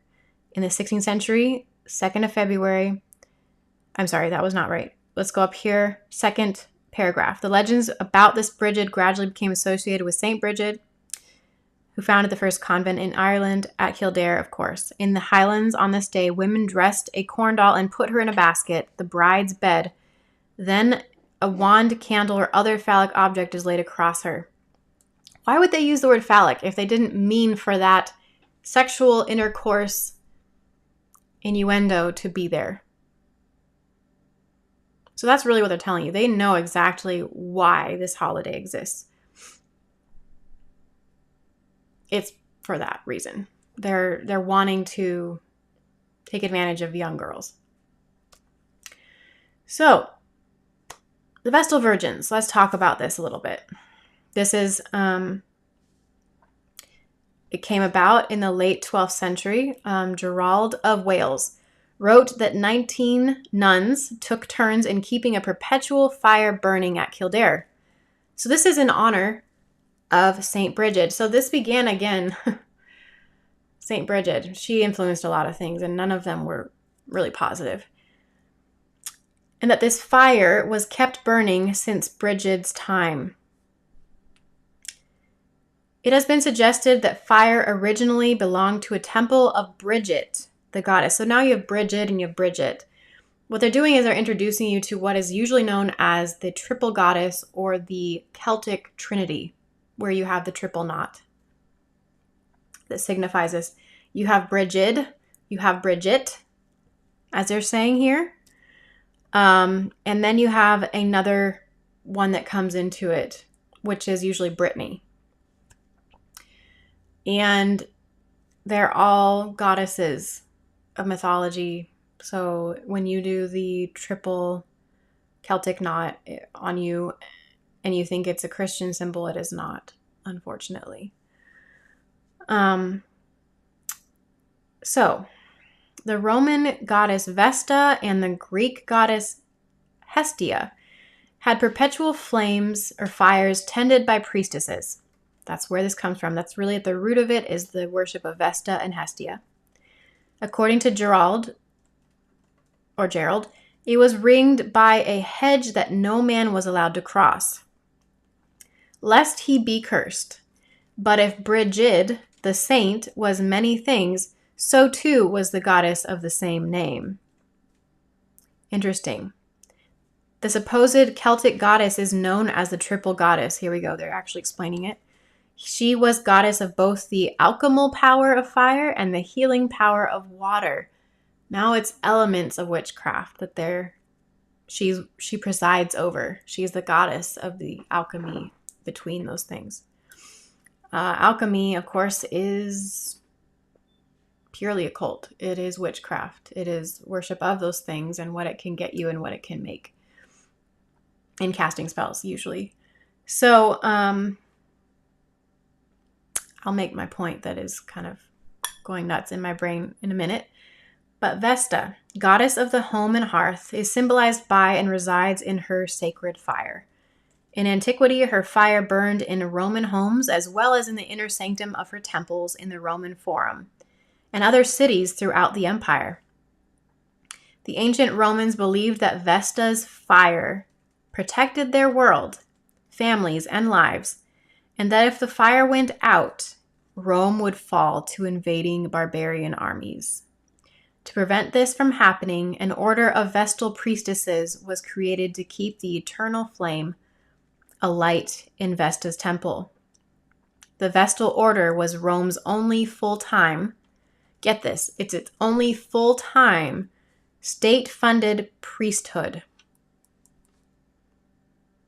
By guarding the flame, the Vestals ensured the Pax Dorium, which means the peaceful contract between the gods and humankind that would remain unbroken. Because Vesta is a virgin goddess of fire. She is a virgin goddess and fire is a purifying element. 6 young girls were selected as priestesses and took a 30-year vow of chaste service to the goddess. 30 years. That's crazy. Vestals lived a life of luxury, privilege, and relative independence. They were influential in the political sphere and were venerated and worshipped by society at large. They were, told they were praised, basically. Praised is the word I'm looking for. Praised by society. And after their 30 years of service, they were free to leave the order as wealthy women who were still young enough to marry and perhaps even have children. Some did choose to marry. As rich, well-connected women, they were certainly desirable wives, but many chose to stay with the order. I'll read the last part real quick before saying what I'm going to. A phallus, this is from Fandom website. They're going to talk about Vesta. This is really interesting. A phallus rose from the hearth of Vesta in Numa's place. And what is phallus again? The male reproductive organ. And Ocresia was the first to see it. She immediately informed the king and queen, and King Tarquinius. It doesn't matter that you don't know these names. I don't either. It's just mythology. It's just a story, but this is where they get their traditions and rituals from. So this king, upon hearing this, was astonished. But Tanaquil, whose knowledge of divination was well known, told him it was a blessing that a birth by the hearth's phallus and a mortal woman would produce superior offspring. So here you're having that hybrid of divinity and the gods into humankind through impregnation of a female is meant to be happening, supposedly. The king then chose Ocresia to have intercourse with it, for she had seen it first, during which either Vulcan or the tutelary deity of the house appeared to her. Interesting how Star Trek has Vulcans in it. And there's the tutelary deity of the house. After disappearing, she conceived and delivered Tutulium, or Tutulius. When something appears to you like that, it's usually not godly, it's a demonic presence that appears, especially through sexual things. And so, oh my goodness, I just can't. Okay, today we still have the Order of the Vestal Virgins. They live in convents, and they're called nuns. And many of them, if you have ever seen news or you know of documentaries where they tell their story, they're separated into different classes sometimes, or they're given different tasks to do, but most of them have to tend their hearth, the home, the convent, as a collective group. And this whole practice of being the bride of Christ, you might have heard that by so many priests and the Catholic Church, is this practice. It's unfortunate that many of them sign up to be a nun and devote their lives to Christ, but they are raped by the priests there to produce offspring for other rituals, quite honestly. I will not tell you which ones yet. You'll get to that as we go through the holidays. But that is really all they're there for. And the men, even though they both take a vow of chastity, that's why you find the tunnels between the convents and the monasteries and abbeys and so on that have buried babies' bones, and cemeteries full of babies that are dead. Because there's another thing I didn't tell you, that Vestal Virgins, and most people won't say this because it's so disgusting, if they were found to have been unchaste and they lost their virginity and got pregnant, they would be buried alive in a hole without food. That was said to be a merciful death, where they didn't die, I guess, by sword or fire or anything else, but they just died naturally through starvation. And that was so that they could always say that the priests, and they could say the priests were always chaste when they were doing their job right, and the Vestal Virgins had not compromised the nation of Rome's success, dominance, and purity, and honoring the gods as well, so that war would not come upon them. Harvest would be plentiful, all these things that would go so wrong if apparently these Vestal Virgins were found pregnant, having not kept that vow. And so it does seem that they were after human sacrifice again, child sacrifice, quite honestly, in this ritual. And it's just really sad. This is a hard truth for a lot of people to understand. But that is why we have nuns and convents today. So we have to understand a little bit more, apparently, about how this all connects. St. Bridget's Day connects with Druid Iona. And they say right here, this is coming from Daily Meditations with Matthew Fox. I don't know who he is, but it says St. Bridget, Druidic Ecumenicism, and the Divine Feminine. So we're going to learn a lot through here. It says, one story tells us Bridget's mother was a Christian and her father a Druid, or spiritual leader in pre-Christian Celtic society. Iona was a sacred site for Druidic pilgrims before St. Columba in the 6th century. The name Hebrides means the islands of Bridget, or bride. Thus, she stands for a symbol of continuity in the Celtic world between one age of wisdom and the next. The pre-Christian and Christian merge with Bridget. The Book of Leinster, a 12th century Irish manuscript, says Bridget was a druidess, or leader in that community, to which the oak tree was very sacred. Druids worship oak trees, basically, and they do lots of their rituals that are very disgusting and sexual under oak trees because that's a sacred place.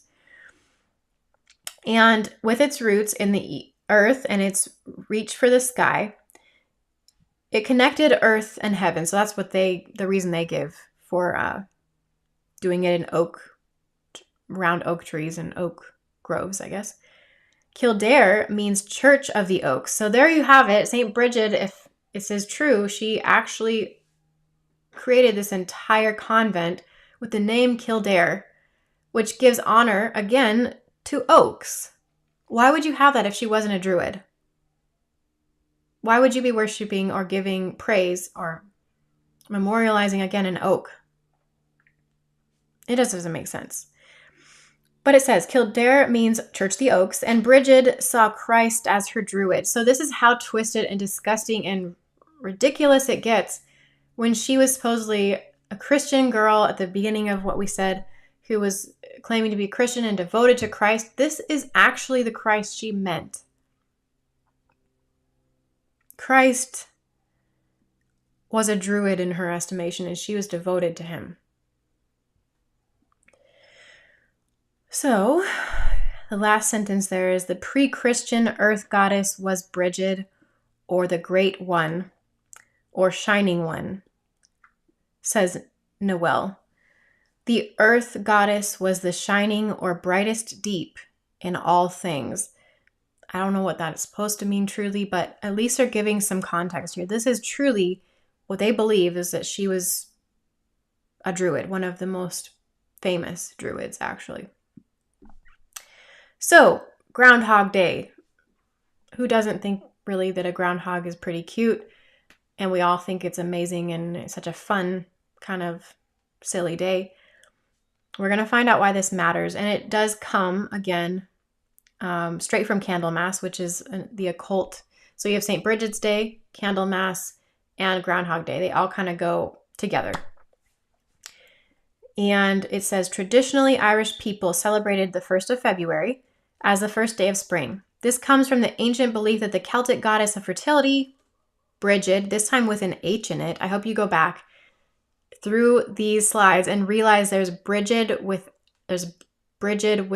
an H in there, and there's Bridget with an H, and there's Bridget, and so on. You need to see how this Celtic goddess worship works with just a slight change of the spelling usually and stuff. And so they said it would pass through the land, giving blessings to those who felt her tributes and who had the power to change the seasons from frost-bitten winter to the warmth of spring. But another character who was present in the ancient myths of Imbolc was the Cailleach, or witch, who could allow the winter to last for longer. But there's a reason that Groundhog Day lands on February 2nd each year. It's inextricably linked to St. Bridget's Day. Excuse me. I'm going to get some water. Or the ancient Celtic festival Imbolc, which celebrates the goddess Bridget. Since we're going to be talking about this probably last, Imbolc is Easter, just so that you have that connection right now. With this, rather than the Cailleach gathering wood, so this witch, this woman that they're talking about that's a witch, gathering wood for a longer winter, came a new legend, and that is to see a hedgehog on St. Bridget's Day. That to see a hedgehog on St. Bridget's Day was a good weather omen. Because if the hedgehog left the den, it had been sleeping in all winter. It knew that the winter was over and spring was coming.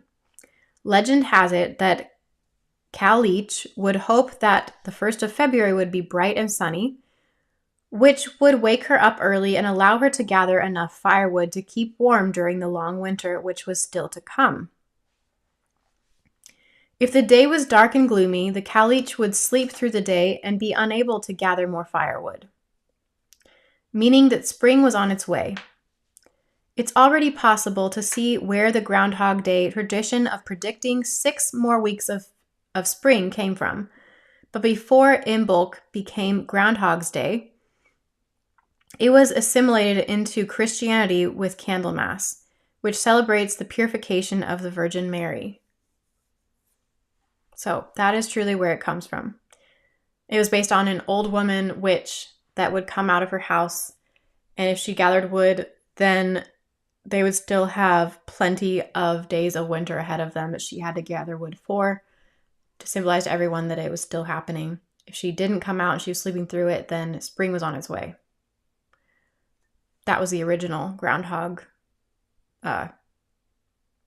clues, I guess, of spring and winter coming. So next we have, let me go back one real quick. Okay, next we have another Satanic Rebels on February 2nd as well, which is listed in this white box down below. It was again sexual, and so many times it did have to be female of a certain age. So they said it's 7 through 17. And oral, anal, and vaginal sex. But as we go further than that, we land on Shrove Tuesday. It's known as many things, so that's why we're getting to it just real quick. Shrovetide, 3 days before Ash Wednesday. And that's why they get tied together, because they are very close together and connected. So Shrove Tuesday, or Mardi Gras, okay, as it is commonly known, literally means Fat Tuesday in French, called Pancake Tuesday in England. I don't know why the pancakes are everywhere, but they are. And is associated with the Roman Catholic Church of Lent. Church custom of Lent. The idea behind Mardi Gras or carnival celebrations is that people overindulge before giving up something for Lent, which begins the following day with Ash Wednesday. From Ash Wednesday to Easter, many solemnly mark their foreheads with ashes in the sign of a cross.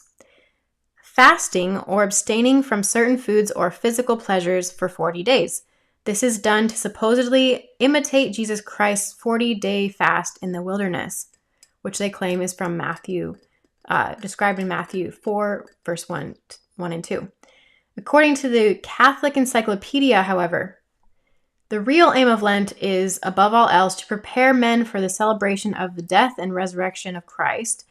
And the better the preparation, the more effective the celebration will be. One can effectively relive the mystery only with purified mind and heart. The purpose of Lent is to provide that purification by weaning men from sin and selfishness through self-denial and prayer. By creating in them the desire to do God's will and to make His kingdom come by making it come first of all in their hearts. Interesting. It's coming from the Anglo-Saxon word Lenten. So there you go. It's Anglo-Saxon, by the way. It means spring. Lent originated in the ancient Babylonian mystery religion. They're telling you this. This is incredible. Ancient Babylonian mystery religion, which in the 40 days abstinence of Lent was directly borrowed from the worshippers of the Babylonian goddess. Among the pagans, this Lent seems to have been an indispensable preliminary to the great annual festival in commemoration of the death and resurrection of Tammuz. Wow. Okay, so it is not Christ. It's not at all worshiping Christ. It is Tammuz. It is to memorialize Tammuz. Tammuz was the false messiah of the Babylonians, a satanic counterfeit of Jesus Christ. Many of the cultures had a counterfeit Jesus Christ. Mitra, I guess, is the Roman Catholic one. Attis in other cultures such as the Roman before that, or Greek, perhaps. Just a lot of them have it. So the Feast of Tammuz was usually celebrated in June, also called the month of Tammuz. This is awesome. Why? Because, again, I don't say this there, but I'm just going to tell you, in the Babylonian calendar, which happens to be the Hebrew calendar, you have the same names of the month exactly. I hope that makes some of you very, very shocked, because it's amazing. It truly is on the Hebrew calendar the same as the Babylonian name Tammuz. Lent was held 40 days before the feast, celebrating by alternate weeping and rejoicing. This is why Lent means spring. It took place from spring to early summer. Those who worshipped the son of the sun god then set aside 40 days of weeping for Tammuz. They celebrated Lent 1 day for each year of his incarnation, in which they would deny a worldly pleasure for his pleasure in the afterworld. Now I have a Bible verse for these things. See Ezekiel 8, it says. At the beginning, which is where I'm just going to tell you, God specifically had Ezekiel write in there how the women were Israel, by their abominable ways, the women were weeping for Tammuz in the gates of Israel. And this angered God heavily because it's a pagan practice. So it's mentioned specifically in the Bible as something you're not supposed to do. At the end of the morning such as crying, by the way, if you're just listening to this, on the Sunday after the spring equinox, Tammuz would come back to life and the agriculture would flourish and the animals became fertile. The 40-day mourning and penance had to end on a Sunday after the first full moon, after March 21st, to coincide with the worship of Easter, the goddess of fertility. So they did all kinds of gymnastics with the date to make it coincide with Easter, so that you could say that basically the worship of the weeping for Tammuz and everything would coincide with Easter, but that you could call it a Christian thing instead of a pagan thing. The mystic Tau, which is the T on the forehead, the initial of Tammuz's name was written in Egyptian hieroglyphics and in the old Wamitic languages as representing the cross. I don't know if you know this either, but the cross is actually a pagan symbol. It does mean Tammuz. And I believe there's a reason Jesus was persecuted and killed on a cross, because he was overcoming even the worship of Tammuz. He was showing that he was above Baal worship or Tammuz worship. You can go back and see that connection in the Baal worship one, which is called Who is the Rain Man? Please go watch that if you don't know that connection. But yes, the cross was meant to show that you were you're being put in subjection to the rules and judicial system of Tammuz. And so when you were punished on it, you were a criminal and so on, and you were going to be justly punished by the God and feel his wrath. And so because Jesus rose again, he showed that he was bigger than that. He was the Almighty God, and he could overcome even that God's punishment and ways. This mark of Tammuz was depicted on the forehead of Aphrodite, which is known as Semiramis, the mother of Tammuz. Tertullian from 250 says, "In all our travels and movements, in all our coming in and going out, in putting on our shoes at the bath, at the table, in lighting our candles, in lying down, in sitting down, whatever employment occupies us, we mark our foreheads with the sign of the cross. The mystic Tau was marked in baptism on the foreheads of those initiated into the mysteries, he says. Now, this is very interesting that he says mysteries, because the only church, I'll broaden that. The only word that uses really the mysteries is the Babylonians, if you really want to start way back in time, the Freemasons, the Satanists, the occult, all the stuff you don't want to be a part of if you really want to worship God. And so God doesn't speak in mysteries or keep secrets from people. And so I've also read many other things, and it says not just the mysteries, but it was of the initiates of Tammuz, that each initiate would get a T on their head, and that is what Ash Wednesday is. So that incomplete wholeness is what truly Lent, Shrovetide, and Ash Wednesday is about. There's more to this. It says, similarly, the Catholic Fat Tuesday, otherwise known as Mardi Gras, is rooted in the pre-Christian Roman celebration of Lupercalia. Lupercalia, as I've said, you can just get a clue right down below here, is Valentine's Day. So we're not there yet. Don't jump down to there fully, but we're going to go straight back up to the top again. A February holiday honoring the Roman god of fertility is what Lupercalia is. Its customs involved feasting, drinking, and carnal behavior. Today, the same can be said of Mardi Gras, when Catholics, as well as non-Catholics, eat festival foods and party before abstaining for 40 days during Lent.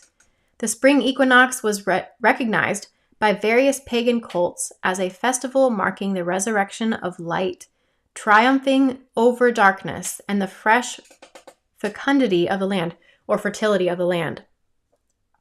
Okay, so they're telling you right away, this is not at all, again, Christian. It's pagan. It's based on various pagan cults, festivals. Good Friday, or Fish Fry Friday, as we usually have known in the Catholic Church, honors the fish god Dagon.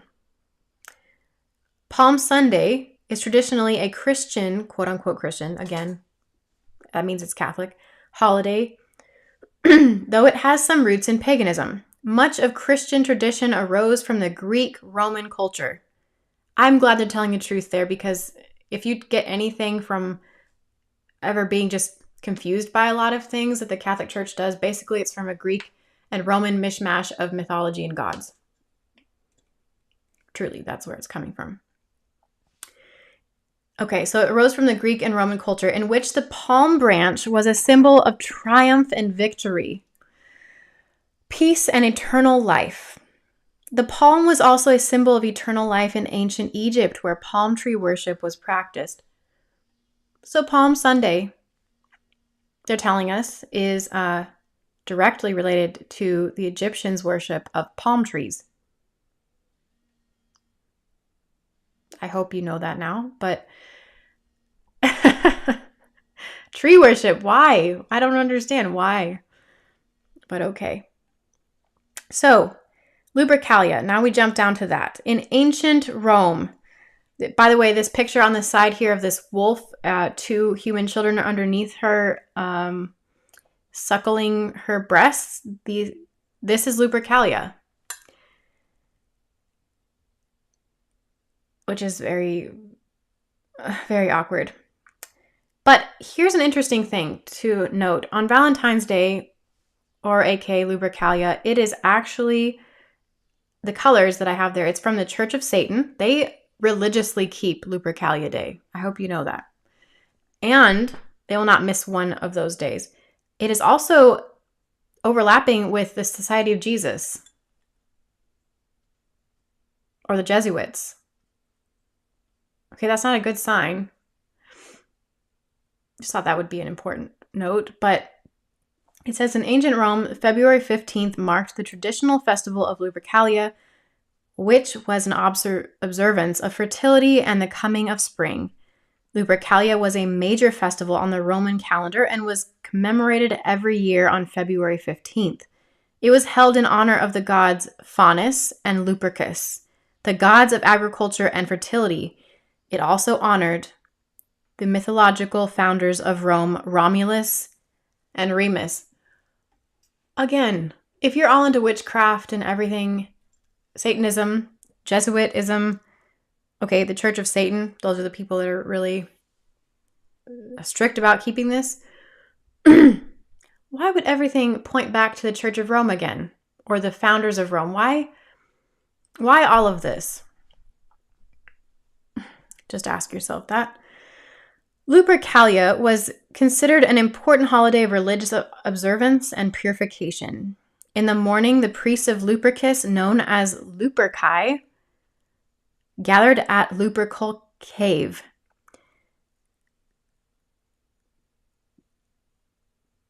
Leprechauns. That just hit me.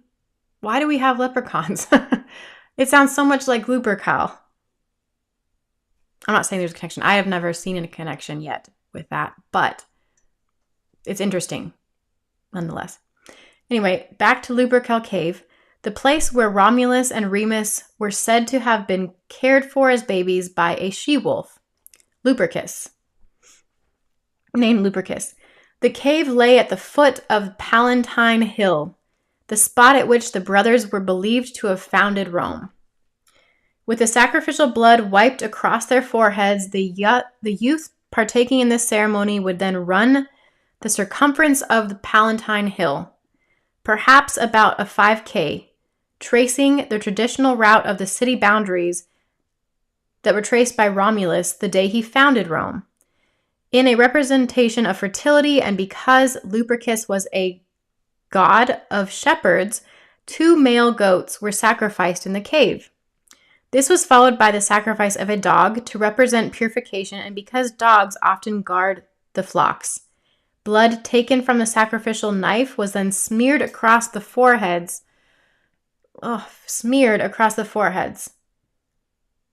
Of the 2 naked Luperci. So now they're finally telling you there were only 2 Luperci that were kind of priests of Lupercus that were blessed and had to do these rituals to honor him.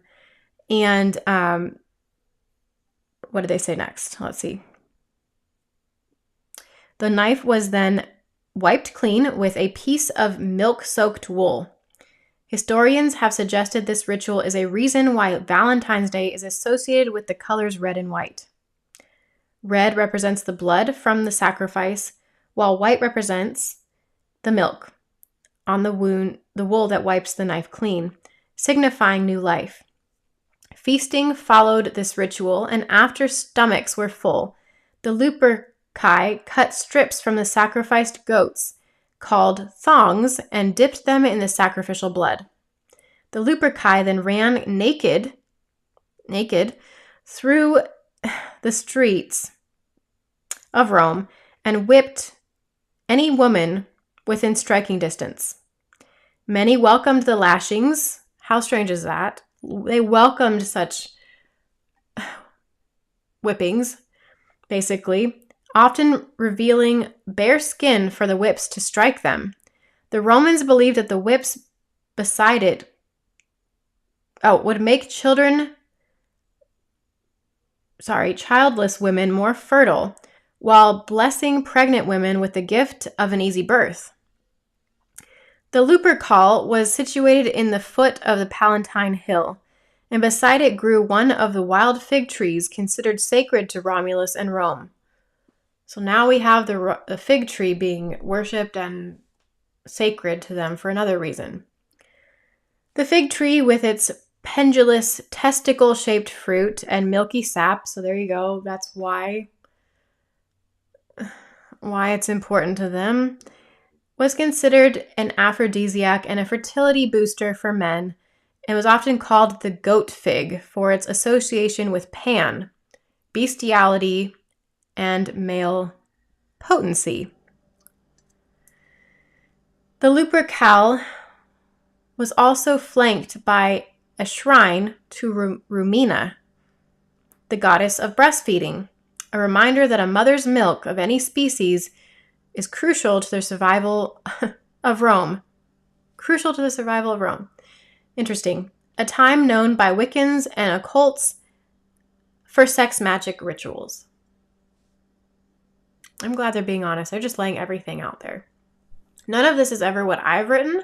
It is, quite honestly, word for word, what I've usually found, pasted together and given, usually very tiny.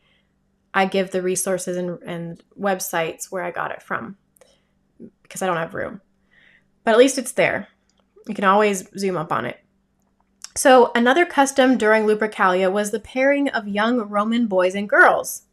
At one point during the festival, the name of young girls were written on bits of paper and slipped into a jar. Every young man would then pull out a girl's name from the jar. The pair would then be coupled together for the duration of Lupercalia. Many stayed together until the following year's festival. Some even fell in love and were married. Now, this is from an occult kind of blog, so they're talking about how amazing this can be for finding the love of your life. Unfortunately, we know that when you're paired together like that and you don't know the person, a lot of it could be bad, it could be good. But especially because this is all about fertility and sex again, this is not a good thing to be pairing your daughter or girls with men and boys just to be taken advantage of, basically. But this is where we get Valentine's cards. This is why we give Valentine's cards. You're being paired with someone, in this whole idea of being in love came from this pairing of girls and boys and having your names written on paper. So then we go to, let me make sure I got that. Okay. Now we're in March. And the next big thing that happens is a occult holiday. By the way, there's a lot of different ranges of time in the calendar which there aren't certain things. And so it does jump like that. And so, yeah, the next one is in March, on March 15th and 17th, which is called the Ides or Ides of March. They still call it that sometimes in England or other places of Europe, which gives credence to this. It says, originally the Ides were supposed to be determined by the full moon, reflecting the lunar origin of the Roman calendar. In the earliest calendar, the Ides of March would have been the first full moon of the new year. The Ides of each month were sacred to Jupiter. So here we go, the idea of a monthly keeping of this Ides, similar to another holiday we saw, to Jupiter was also a thing. Jupiter is the Romans' supreme deity. The Flamindialis, maybe, I don't know, Jupiter's high priest, led the Ides sheep in procession along the Via Sacra to the Arx, where it was sacrificed. In addition to the monthly sacrifice, so they had a monthly sacrifice, they say, now they have a second sacrifice. The Ides of March was also the occasion of the feast of Anna Purina, the goddess of the year, whose festival originally concluded the ceremonies of a new year. The day was enthusiastically celebrated among the common people with picnics, drinking, and revelry. One source from late antiquity also places the Mameralia on the Ides of March.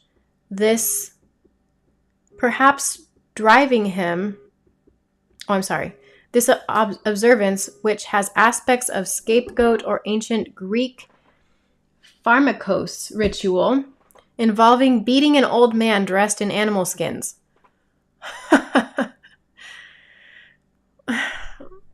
Why would you ever beat an old man? And why did they do this? I guess we're going to find out. And in perhaps driving him from the city, the ritual may have been a New Year festival representing the expulsion of the old year. So you're just trying to get him to run, to make the old year flee. In the later imperial period, the Ides began a holy week of festivals celebrating Cybele and Attis. Now they're being very honest where this actually comes from. It comes from the worship of the gods Cybele and Attis. Being the day that Canna Intrat goddess, oh my goodness, the reed enters, reed meaning like a reed of, from the water.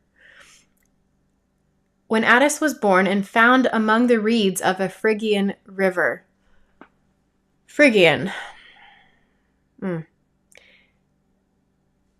Most of the time we see a Phrygian hat, which is a cap kind of like the Smurfs, and we have Snow White's were they're not elves. They dwarfs, thank you. Dwarfs that wore that hat all the time. And really that goes back to the Phrygian goddess again, over and over again. And the Freemasons who were also known for wearing the Phrygian cap. And so it's always giving credence to the occult, which is so, again, this is an occult holiday, so I guess I understand. But it's supposedly to the god Attis, who was found in the Phrygian River. But we find that on our dollar. We find it on seals for the state and the government all the time, this Phrygian hat. So just keep that in mind. It's interesting. They're kind of weaving their own web of understanding if you understand all this. So being an old man, okay, that's not right. Celebrating Cybele and Attis, but being the day Canna Intrata, that's not where it was. He was discovered, oh, here we go. He was discovered by shepherds, or the goddess Cybele, who was also known as the Magna Mater. This is amazing because every time they say that, it means the Great Mother. So always think of Mary or Mother Universe.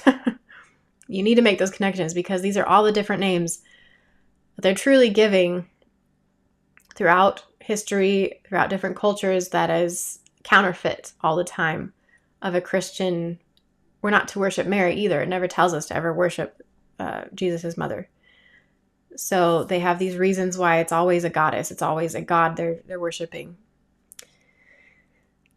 Okay, he was discovered by her, who was also known as Magna Mater, or the Great Mother. A week later, on the 22nd of March, the solemn commemoration of Arbor Intrat, or the tree enters. We have Arbor Day. I hope that makes sense. The arbor enters. It means the tree enters. Commemorating the death of Attis under a pine tree. A college of priests called the Dendroboroi, or tree bearers, annually cut down a tree, hung from it an image of Attis, and carried it to the temple of the Magna Mater with lamentation, or just celebrating. The day was formalized as part of the official Roman calendar under Claudius in 54 AD. A 3-day period of mourning followed, culminating with celebrating the rebirth of Attis on the 25th of March, the date of the vernal equinox on the Julian calendar. This is also known as, well, I'm wrong. I actually need to take 2 steps back. So there's the full definition of the Ides of March and why they existed and how they're truly pagan. But when we go to the the satanic calendar here at the very bottom in white again, we jumped over the fact that the names are so common. You have the Ides or Ides of March with either an E or an I, it doesn't matter. But it also coincides with a few days before it, March 1st, on the satanic holiday here, which is called Saint Icastad. I know it doesn't sound like it sounds similar, but it does seem similar, which is supposed to be a time when they do a blood sacrifice of drinking human blood for strength and homage to the demons. And it can be a victim of any age, male or female. On March 20th, the date can vary somewhat for the spring equinox. you have what they call a Sabbath or Sabbat festival. Yes, Wiccans have Sabbaths as well. They have 8 of them throughout the year. It is their holidays, and it is Easter. That is interesting. It is Easter. It is Halloween. It is many of the occult holidays. And it's a major fertility Sabbath or Sabbat, they say right there, which means that that's for orgies. This is an orgy day. Of course, any type of sex goes, any age, human, female, human, or animal. So I just give that all to you because I need to be upfront. I need you, again, to see the truly disgusting nature of where all of these holidays come from and really where it circles around over and over again to these things. So that's those other dates that are needed to be mentioned. In between there, we have the March 29th. I read that wrong. March 19th, which is St. Joseph's Day. Oh, that's where it comes from. St. Joseph's Day is also known, quite honestly, sometimes as St. Einstad, or whatever, however you say it, which is the blood sacrifice day. So there's the overlap that's kept by the Archdiocese and the Jesuits. So all those holidays are packed together and they overlap with one another. We go to St. Patrick's Day, which, of course, if you know, I didn't give it, I guess, but St. Patrick, who made all the Irish, became, oh my goodness. So this is the true definition here. I'm shocked at hearing this. It is said that he made all the Irish using a shamrock in 400 CE. So we are told. We are told that he was taken into slavery at 16 years of age and sold into Ireland, where he worked as a shepherder for 6 years, but sheep did not exist back then. How do you get that? I don't know. So he would have been a goat herder. Oh, here we go. It was during his time as a slave sheep or goat minder they call it, or herder, that he began to have religious visions. These visions reinforced, so we are told, his Catholic faith. During one of these visions, he heard voices, that told him where he would find a getaway ship. He escaped, went to France, where he became a priest, and later on returned to France to become a bishop. Why would you again lift up somebody who is Catholic over and over again? It's always a bishop or an archbishop or a priest or something. He also burned many Druid books, if his confessions are to be believed. 150 Druid books were burned, and on Tara, he caused a competition with a Druid book and the Bible to be thrown into a barrel of water. Needless to say, the Druid book sank, proving that the Bible was a better book. But hang on, we are repeatedly told that the Druids did not have books. They did. They do have books. He also prayed for an old Druid to die, and we are told that Arch-Druid named Locru was lifted up high in the air, but Patrick knelt in prayer, and the Druid fell and was dashed in pieces upon a rock. So levitation, he was levitating, basically. St. Patrick is said to have caused the murder of almost 800 Druids, the take of a she-beast called Caoranach that he banished to an island. The pilgrimage today to the retreat center on Loudurg is a trick for the followers of this St. Patrick religion because it is on the wrong island. Okay, I don't know what they're really talking about fully, but the pagan cave temple on the island that the Catholic Church tried to use was not hospitable to them, So they moved their purgatory to another island in the same lake and achieved some commercial access for a while.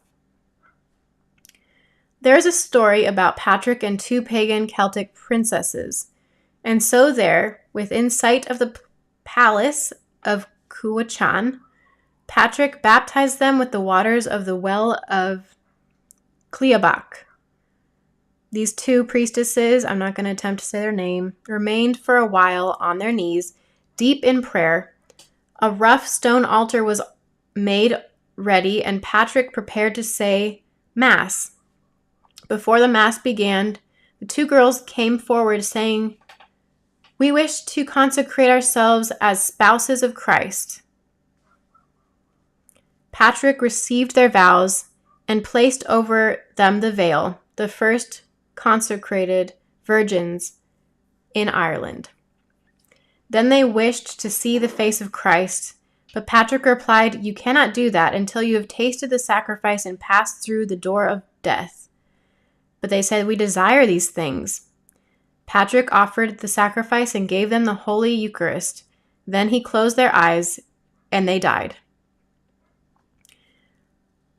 And then this person writes, "Oh, come on. Why would two pagan princesses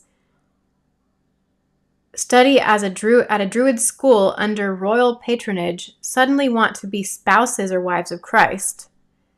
Why are we told that these two female druids became nuns who were automatically brides of Christ in a polygamous marriage to the one true God?" So this is the actual occult story of St. Patrick. I know if you look deeper into usually from a Christian source, it'll tell you that he was a really great guy who might have even kept the Sabbath, and he was a slave who tended sheep, and he did escape and so on, but that we are keeping his memory alive and keeping that celebration because he was a great Christian. Not so, but at the same time, whatever religion he was practicing is clearly being lifted up and memorialized as something on a calendar, because usually it's just because it has been deemed worthy of such because of its mythological and God-worshiping qualities by the Catholic Church or the Pope. So that's interesting. I don't know that most people know that story, but that's where you get it from. And his connection with the Druids over and over again and stuff already tells you that he was not in the clear. He was not a true Christian, and Christian meaning, when I say that he was a true follower of Christ, I believe. St. Joseph's Day. I had mentioned that on March 19th. We have to read about this because I didn't know about it much. One of the oldest popular traditions in Sicily is St. Joseph's Day, whose celebrations take place on March 19th. Sacred and profane mix together during this day because it's surely a moment of deep devotion and homage to St. Joseph. But it's also a folklorish feast rich in traditions and joyful moments. Okay. Although it is also celebrated during or throughout Italy, this day has a special meaning for Sicily, like people from Sicily. According to legend, during the Middle Ages, Sicily was affected by a terrible drought and famine. Many people died of starvation, and Sicilians started praying and begging St. Joseph, promising him to celebrate his day with the St. Joseph's table, an altar with special foods, flowers, and devotional objects as their thanksgiving for his great miracle. So if he would do a miracle for them, they would always put up an altar and worship him on that day. Fathers and men who care for children, workers, immigrants, prayed for employment, real estate. Most famously, his statue is buried upside down when selling a house. Again, it's also used against doubt and for a happy death. Modern associations with labor rights. Oh, it was associated with labor rights. Many Italian-American societies dedicated to the saints began as mutual benefit societal groups of workers who would pool their resources to take care of each other's families in case of injury or death. Okay. But if you've ever wondered where labor rights come from, I guess we know now. Some of the most famous altars dedicated to Saint Joseph are found in Salemi. I hope that's not salami or something. Sicily. Men and women spend 5 days a week. Wow, 5 days a week. For a whole month building these ornate altars. The men build the frames and cover them in lush vegetation, including seasonal flowers and citrus fruits. The women bake breads in special shapes. All of the gold you see in the picture below, we'll see it later, is bread. It's truly breathtaking. St. Joseph's altars typically have 3 levels, representing either the persons of the Holy Trinity or the Holy Family, depending on who you ask. The large breads in the center are dedicated to the Madonna, baby Jesus, and St. Joseph. So they're bringing in other gods, and St. Joseph, if it's, I guess, Mother Mary and Joseph, like Mary and Joseph, Jesus's parents, again, we weren't told to worship Joseph, the father of Jesus. So ancestor worship is really what they're promoting over and over again here. As Christianity spread, we can easily imagine the local people moving their worship of the mother goddess into hiding. Later on, these statues were miraculously rediscovered and reintroduced into Catholic society as Madonna. So I'm glad that they're actually saying that this is not Mother Mary, it's Madonna. It is a pagan god they're saying is Mother Mary.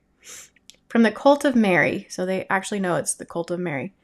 The fact that many of them were found hidden in trees and underground caves points to their pagan origins as mother goddess figures. They are also often kept in crypts near sacred springs and wells. Whether this is intentional or not, no one but the Vatican knows. Ooh, so they're throwing that in the mix. Only the Vatican knows.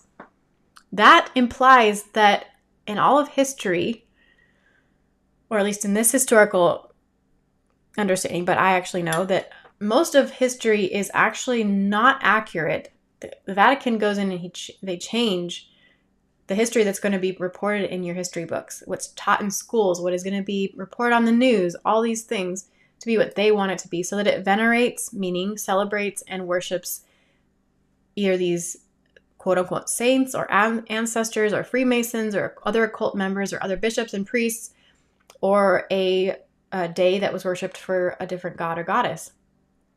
And so I just think it's incredible that they're mentioning this. Such as the Black Madonna or Chartreuse, who was unfortunately restored and repainted to a white color in 2009. So that's what the Vatican did with all of these Black Madonnas. They changed it. So bread, songs, and prayers on that day is what would be known. Also a tupa tupa skit. A tupa tupa is where 3 kids play the part of Jesus, Joseph, and Mary when looking for the inn. They are turned away by the first 2 houses, but the third they are welcomed in. Inside of this house, an altar to Saint Joseph has been prepared. The children are served a taste of every dish that has been prepared and left out on the altar. Once they have sampled each dish, the rest of the guests can enjoy the meal. This ritual reflects a belief common to many religious traditions in the Mediterranean world, which is that hospitality must be shared with strangers who may very well be spirits, gods, or angels in disguise. We are told that is true. We should offer to help other human beings because they may be angels in disguise. However, again, this whole ritual, first of all, when they were trying to find an inn, one of them plays the part of Jesus, Joseph, and Mary. But when biblical account actually takes place, when you read your Bible, you'll read they're trying to find an inn for Jesus to be born in. So this story is already showing that Jesus was present. He wasn't. And just why would you worship Saint Joseph? again, we're not told anywhere to do that. So here's some pictures of what the Black Madonna or the White Madonna, that's actually, if you go back far enough, you'll find that Madonna is the same as Isis, nursing Horus, as I have noted there. It says images of the matris, or mother goddess, bearing a child has sometimes been taken for those of the Virgin, when found accidentally, and as they are of wood blackened with age, they are known as Virgus Norris and occupy an honored place in Christian sanctuaries. Many churches of Notre Dame have been built on sites where an image of the Virgin is said to have been miraculously found. The image probably being that of a pagan mother, so they know that it's not the Virgin Mary, it is a different pagan goddess. This is an excerpt from that book, The Religion of the Ancient Celts. It says the miraculous qualities of these figures lends even further credence to the idea that they are incarnations of earlier goddesses. Many of them are associated with fertility and perform miracles around childbirth.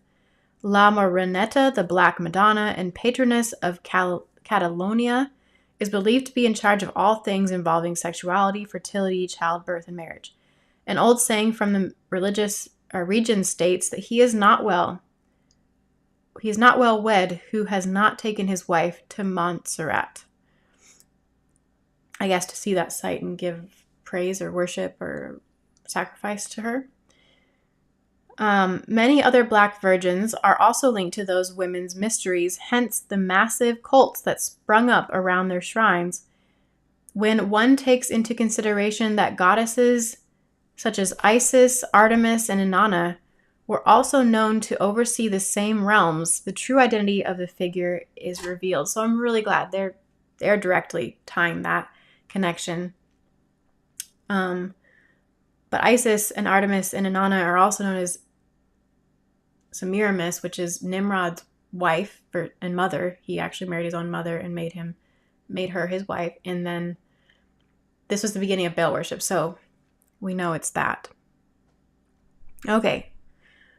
These are these altars that they've been talking about. I hope you can see that. Like they said, all the gold in the one to the left is it's all bread that have been baked very ornately. But you do see tons of symbols. I hope that you've seen one on that particular altar there, very top, with IHS on it.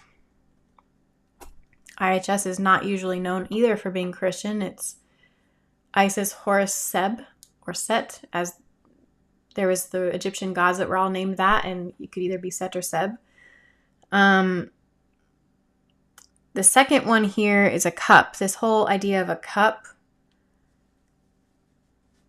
ties to a lot of Wiccan ceremonies where when they're about to impregnate and rape a girl, just as they mentioned in St. Bridget's Day, they would lay the girl down and either put a phallic symbol over them upwards where it would actually go, but lay it there. Or in the Wiccan tradition today, when they do the hierogamos ritual, as they did a lot of the time to make people supposedly transition to androgyny, which you can go watch all about in my androgyny episode. You didn't even have to participate necessarily in the sexual act. You could seriously just put a knife into water, symbolizing the cup as the, vaginal area open, and the knife as the phallic going in, that it had been carried out, and that you had been consecrated to I guess, Satan and your vow to become androgynous. And there were a lot of other ways that there's one other way that I heard of that you can do that, but it's with a cup. So I'm interested sometimes when I see that cup and how they've even made it the Holy Grail, such as Indiana Jones and stuff. There's also, what do we have here? On that other altar, there are, I don't know if you noticed, little eggs, but that's interesting. I guess that's really all that's hugely important to me in that picture. Okay, so now we get to Easter. This is our last and final stop that we're going to make at this holiday before we have basically part 2 of the holiday deep dive that will come next. I spend a lot of time on Easter just because a lot of people have questions about this. There's a lot more to it that people don't quite understand. And so I hope this helps. Easter was actually kept. It could be kept all the way through March 20th through the 23rd. Also known as the 16-year-old Bride of Christ ritual for satanic rebels. So this is where the Bride of Christ, again, comes up. It was, as I mentioned before, it is where many of the young girls would devote their life to Christ by becoming a nun, and that really meant that they were just going to be kind of game for the priests to use sexually to breed more babies for sacrifice in other rituals.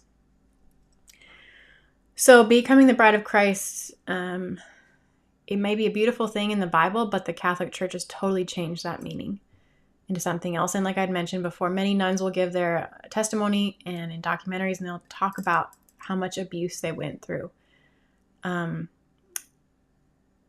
Conceiving children and being abused sexually and so on.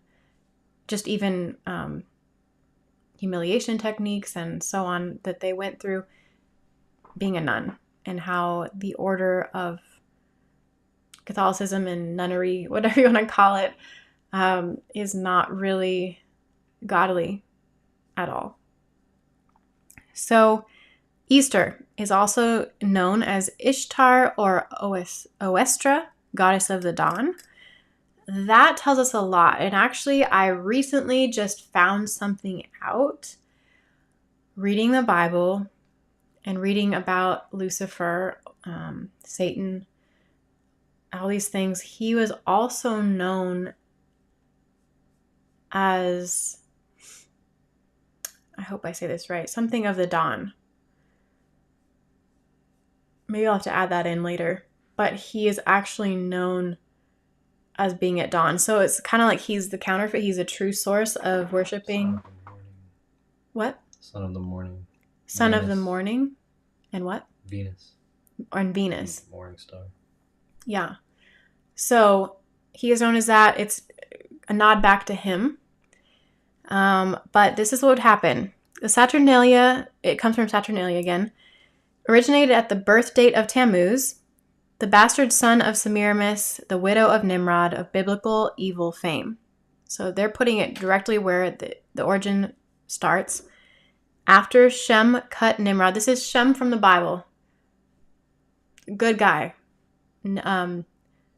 Noah's son who stayed faithful to him, and then as he saw his nephew, it would be his nephew then, or perhaps great nephew, Nimrod, become evil and create Baal worship, he decided he was going to kill Nimrod. So he did, and it was right that he did so. He was blessed by God for doing so.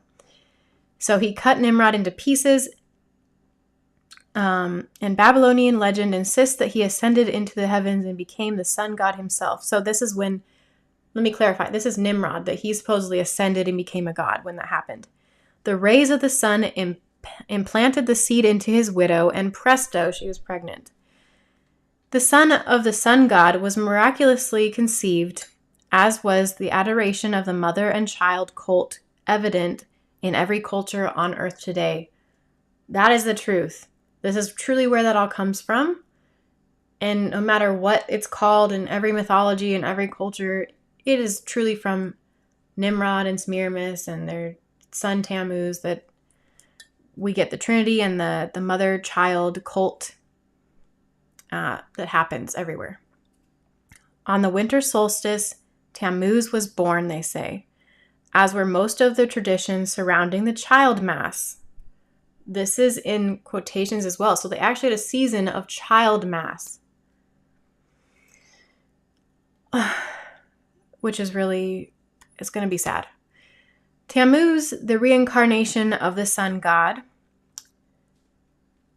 Nimrod was killed in a hunting accident when he was gored to death by a wild boar in his 40th year. Those who worshipped the son of the sun god then set aside 40 days of weeping for Tammuz.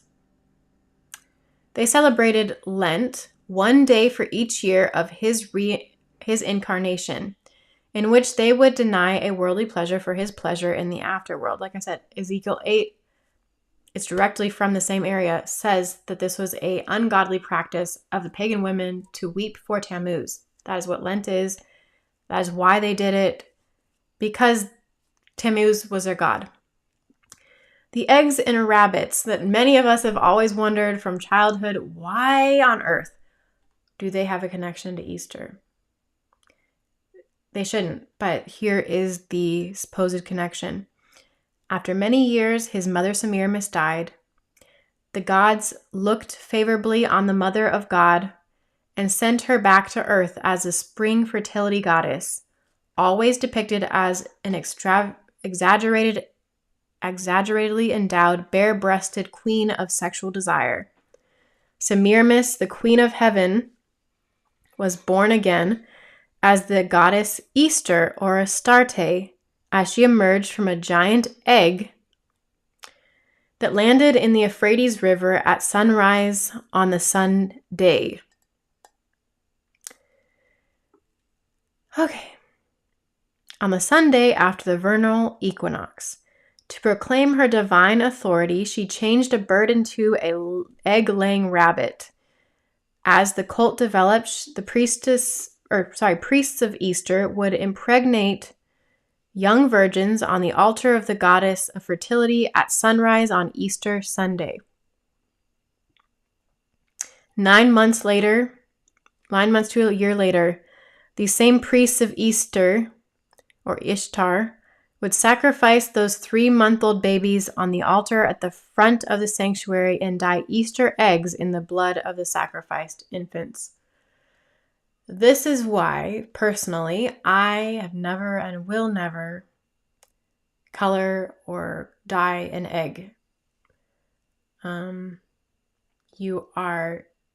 it was used, you would take an egg and dye it in the blood of these children sacrificed to Ishtar or Easter. Why would we want to be perpetuating that? Why would we want to be a part of it? And you also kept it for the blood that was on it to symbolize fertility for the next year and remember your child that you had lost while worshiping this goddess.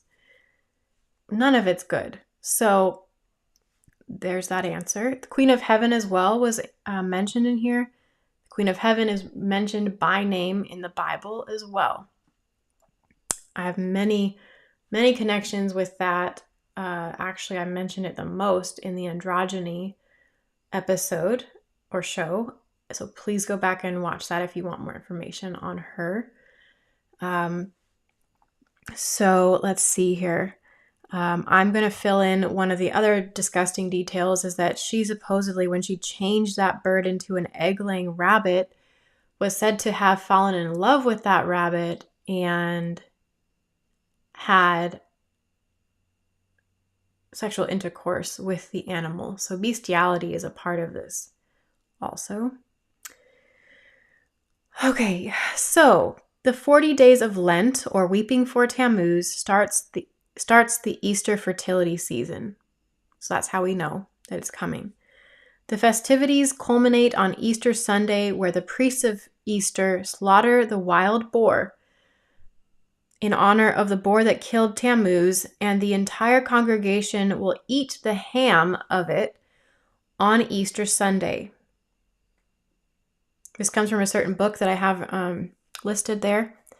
Easter always occurs on the first Sunday after the Paschal full moon.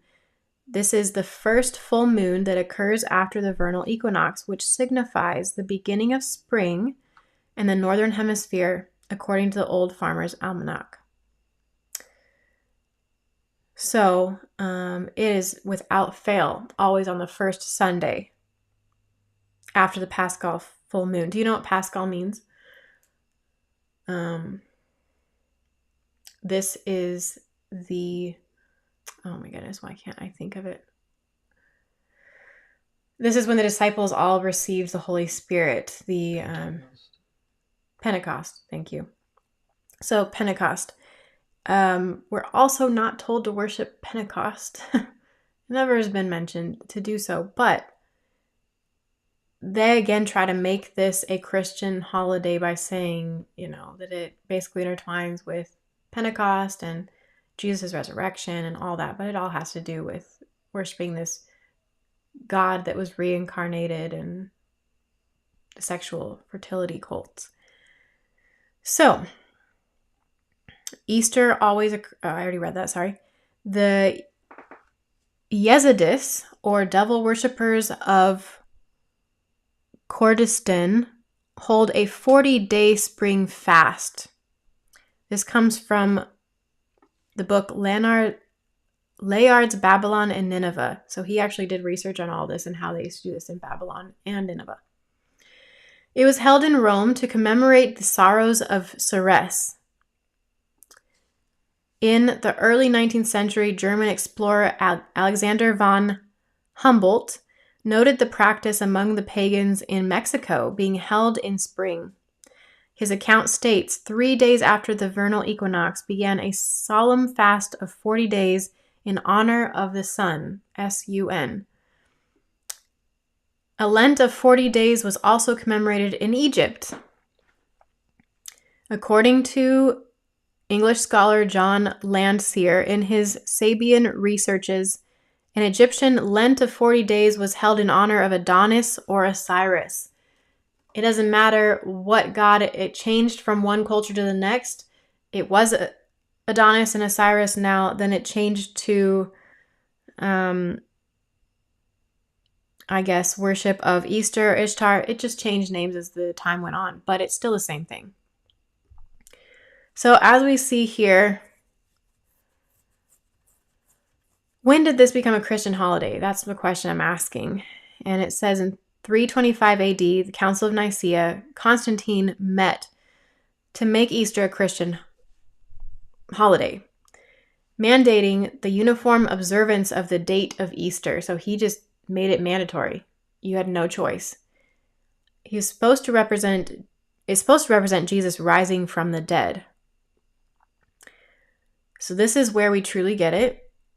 The question is asked, is Easter pagan? The holiday's origins and history, from the Crosswalk. I'm not sure if that's a Christian source or not now, but it says one principal objection to this feast is the name Easter.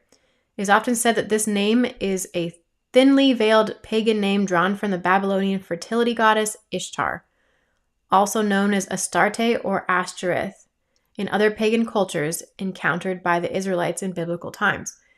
The very one that they were always told to avoid and not get involved in the sexual practices of. That they looked upon these rites as they went into the cities of these pagan cultures, and they were captivated and they fell for it. They got involved in these pagan things and they hurt God's heart a lot by doing so and were led astray. So we know over and over again throughout the Bible that it's the very God there's not just one, there's several, by the way, because God is trying to warn us of all these other gods, that nothing new is under the sun. All these gods existed in ancient biblical times, and now they're coming to the forefront under different names in different ways. Pretty much, they're the same. And so we're just not to have anything to do with them. The second part says, these names are certainly similar to the name Easter. However, as I noted in other articles, the name Easter is only known from one single historical source written by the Venerable Bede, an 8th century English Christian monk. Okay, that's quite a mouthful. Bede briefly identifies the name as referring to a pagan goddess that formerly had a feast at the similar time, and that the old name was used to celebrate the new Christian feast. So he actually is showing us how this was a pagan feast that all of a sudden somehow became godly or quote-unquote Christian. It was then worshipped. There was a change. There was obviously this change that was not Right, it was deceptive. This is from a Wiccan site, usually telling others how to worship Ostara on Easter, which is the goddess name as well. And they also give a backstory on the history. It says the goddess Ostara and the origin of the Easter Bunny, a modern neo-pagan tale. Ostara, the goddess of dawn, which is a literal translation apparently in the Saxon, who was responsible for bringing spring each year, was feeling guilty about arriving so late. To make matters worse, she arrived to find a pitiful little bird who lay dying, his wings frozen by the snow. Lovingly, Ostara cradled the shivering creature and saved his life. Legend has it that she then made him her pet, or in the X-rated version, her lover, filled with compassion for him since he could no longer fly because of his frost-damaged wings. The goddess Ostara turned him into a rabbit, a snow hare, and gave him the name Lepus, or Lepus.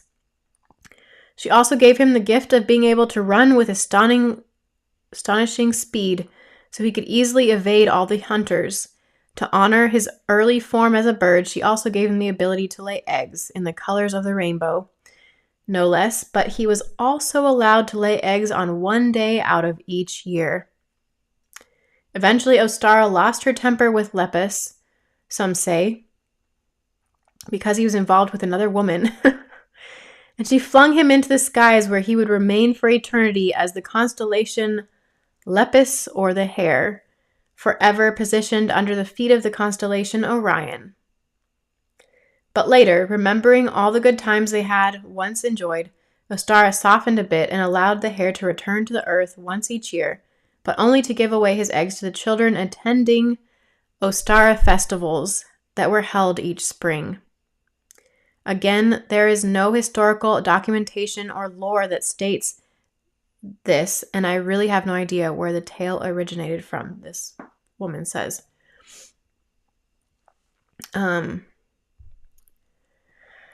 This is another thing I looked up, and like I was mentioning, dawn's first light is the best time that they say from this occult source to invoke Ostara. So like I said, Satan is known for being something at dawn, and so is this goddess, Ostara, Astarte, Ishtar, whatever, is Easter. It says, as Ostara is goddess of the dawn, we can understand why sunrise services have always been an important aspect of the spring resurrection or rebirth observances of other cultures. Eggs and rabbits are sacred to her, as is the full moon, though there is no historical record of this, since the ancients saw in its markings the image of a rabbit or the hare. Pagan Anglo-Saxons made offerings of colored eggs to her at the vernal equinox. They placed them at graves especially, probably as a charm of rebirth. Egyptians and Greeks were also known to place eggs at grave sites. The goddess of fertility was also the goddess of grain, so offerings of bread and cakes were also made to her. Rabbits are sacred to Ostara, especially white ones, and she was said to be able to take the form of a rabbit herself. Modern pagans celebrate her festival on the vernal equinox. We can see all the overlap, the cakes and breads. Again, the Bible mentions directly not to offer cakes, and those who bake cakes to the Queen of Heaven and so on, they're mentioning this God directly not to worship. And all the ties they're showing directly of going back to Egyptian and Greek times and the Wiccan connection here. So, just a few other things that I wanted to directly show about Easter. It says, spring is in the air. Flowers and bunnies decorate the home. Father helps the children paint beautiful designs on eggs dyed in various colors.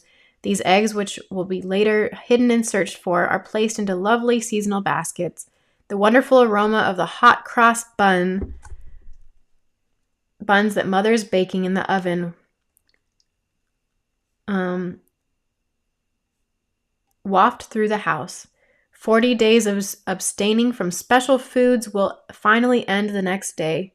The whole family picks out their Sunday best to wear to the next morning's sunrise worship service to celebrate the Savior's resurrection and the renewal of life. Everyone looks forward to a succulent ham with all the trimmings. It will be a thrilling day. After all, it is one of the most important religious days of the year. Easter, right? No. This is a description of an ancient Babylonian family 2,000 years before Christ, honoring the resurrection of their god, Tammuz, who was brought back from the underworld by his mother or wife, Ishtar, after whom the festival was named. As Ishtar was actually pronounced Easter in most Semitic dialects or Christian, that is actually the children of Israel were Semites. They were known, like Joseph was known as a Semite slave. Semitic means that you are of Hebrew lineage, and you actually have the lineage of Abraham and all these things within you. Basically, you did believe and worship the true God, Jesus Christ. So that's where that name comes from. It could be said that the event portrayed here, in essence, Easter, is Easter. Of course, the occasion could easily have been a Phrygian family honoring Attis and Cybele, or perhaps a Phoenician family worshiping Adonis and Astarte. I'm really grateful that they made those connections, because it was great that they were able to delineate where in different regions of the world you would actually find it and what it would be called. So they say, also fitting the description well would be a heretic Israelite family honoring the Canaanite Baal and Ashtoreth. So Israelites alone were not known to be those of God. They, especially if they fell from worshiping the true God, they would be doing this as well, unfortunately. It further says, or this depiction could just as easily represent any number of other immortal pagan fertility celebrations of death and resurrection, including the modern Easter celebration as it has come to us through the Anglo-Saxon fertility rites of the Easter, the goddess Ostara, or Ostara with an E. These are all the same festivals, separated only by time and culture. Easter, the name Easter comes to us from Oestra or Ostara, the Anglo-Saxon goddess of spring, for whom a spring festival was held annually, as it is from the pagan festival that some of our Easter customs have come. In Babylonia, the goddess of spring was called Ishtar. She was identified with the planet Venus, which because... Venus was known as the goddess of dawn. Oh, wow. Someone said Lucifer is bringer of the dawn. That's right. Thank you for that. Whoever said that. That's amazing connection right there. I guess that was the Holy Spirit. Okay, back to Venus. Which, because it rises before the sun or sets after it, appears to love the light, which means Venus loves the sun god. In Phoenicia, she becomes Astarte. In Greek, Oestra, related to the Greek word oes, or dawn. And in Germany, Ostara, this comes from the Greek word ost, which means east, which is the direction of the dawn. Oh, we have sun worship again. We have so many levels of sun worship. As we have seen, many names are interchangeable for the more well-known Easter. Pagans typically used many different names for the same god or goddess. Nimrod, the Bible figure who built the city of Babylon, is an example. He was worshipped as Saturn, Vulcan, Kronos, Baal, Tammuz, Molech, and others. That is true. But he was also the same god, the fire or sun god, universally worshipped in nearly every ancient culture. True again. The goddess Easter was no different. She was one goddess with many names, the goddess of fertility, worshipped in spring when all life was being renewed. So once again, we're just going to summarize, because some people missed this the first time. What's with the eggs? Let's talk about the eggs again. Ishtar, or Semiramis, widow of Nimrod, mother of Tammuz, came to be represented as the bare-breasted pagan fertility goddess of the East. The original pagan festival of Easter was a sex orgy. Here they're not mincing words at all. Sex orgy that celebrated the return of life via the fertility of Ishtar's conception of Tammuz. Worshippers of the Babylonian religion, celebrated the conception of Tammuz on the first Sunday after the full moon that followed the spring equinox. They celebrated it by baking cakes to Ishtar, getting drunk, engaging in sexual orgies, and prostitution in the temple of Ishtar. Women were required to celebrate the conception of Tammuz by lying down in the temple and having sex with whomever entered. The man was required to leave her money, and babies were sacrificed in the honor of these pagan gods, and their blood was consumed by the worshippers. The priest of Ishtar would sacrifice infants, human babies, and take the eggs of Easter or Ishtar as symbols of fertility and dye them in the blood of the sacrificed infants. The impregnated women would give birth around December 25th, 9 months later. The same day, her son, Semiramis, or Tammuz, she had the mother of Semiramis. Tammuz was a baby. She had Tammuz, the reincarnate sun god, would be born. So that was his birthday. This is where the practice of coloring Easter eggs came from. Many babies would be born around December 25th from the sex orgies that began on the Feast of Ishtar in the spring, and many of these babies would be sacrificed the following Easter or Ishtar feast. She taught that the moon was a goddess that went through a 28-day cycle and ovulated when full, and that she had come down from the moon in a giant moon egg that fell into the Euphrates River at sunrise at the time of the first full moon after the spring equinox on a Sunday. This was Semiramis. Semiramis became known as Ishtar, which is pronounced Ishtar, referred to as Ashtoreth or Asherah in scripture, and her moon egg became known as an Ishtar egg. One of her titles was the Queen of Heaven, and two of her fertility symbols were and are the rabbit and the egg. Okay, hot cross buns, like they mentioned, here's where we have all the proof. It was also common for pagans to bake cakes to offer to her, the Queen of Heaven, on the Friday before the Easter festival. This is where we gained the custom of hot cross buns, with the cross symbol indicating the female or the Babylonian symbol for a female, and a circle with a cross or crux beneath it. The cross also indicated the equinox when the Earth's orbit crossed the celestial equator. Worshippers were to meditate upon the sacred mysteries of Baal and Tammuz, and to make the sign of the Tau, a cross, in front of their hearts as they worshipped. What is the group of people who make the sign of the cross before their hearts? Catholics. So that's out of the bag. It's the sign of Tammuz instead. They also ate sacred cakes with the markings of a T or a cross on the top to symbolize the same thing. The children gathered wood, and the fathers kindled a fire, and the women knead their dough to make cakes to the Queen of Heaven and to pour out drink offerings unto other gods. They may provoke me to anger. This is in the Bible, Jeremiah 7:18. It's provoking God to anger. He doesn't want this. He knows they are worshiping an idolatry that goes far into today. Like, he knew it would go through all ages, throughout all history, and we would be dealing with it today. The last one, the ham.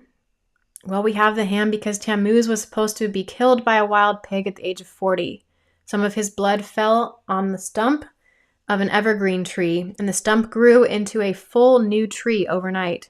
This made the evergreen tree sacred by the blood of Tammuz, where we get the word Asherah, which means a sacred wooden post, pole, or pillar that stood near the altar in various Canaanite high places that symbolized the goddess Asherah. She also proclaimed a 40-day period of time of sorrow for each year prior to the anniversary of the death of Tammuz. This was Semiramis, Tammuz's mother. Jeremiah spoke against this practice and pronounced God's judgment against them for these practices. I give the verses there if you want to look it up. Ezekiel also speaks against the celebration of the rites of Ishtar, which were taking place in the temple and the weeping for Tammuz. Again, I give that verse, which refers to the mourning such as crying, mourning process of the death and resurrection symbolism of Easter. Ishtar weeping for the death of her son, Tammuz, which the women were obliged to emulate. This is what becomes known as Lent in Roman Catholic tradition. Ishtar, it's not just Roman Catholic though, it's Lutherans, and I knew several friends when I went to school. I went to public schools mainly, and so we would have many denominations we were dealing with, just like anybody else. And it's almost quite a few Protestant churches that are keeping Lent for some reason and don't know the true origins of this. So sorry, I just thought I'd say that, but it's not Roman Catholic explicitly. It's crept into many different churches. Ishtar also proclaimed that because Tammuz was killed by a pig, that a pig must be eaten on that Sunday. It's Deuteronomy 12, verses 30 through 32.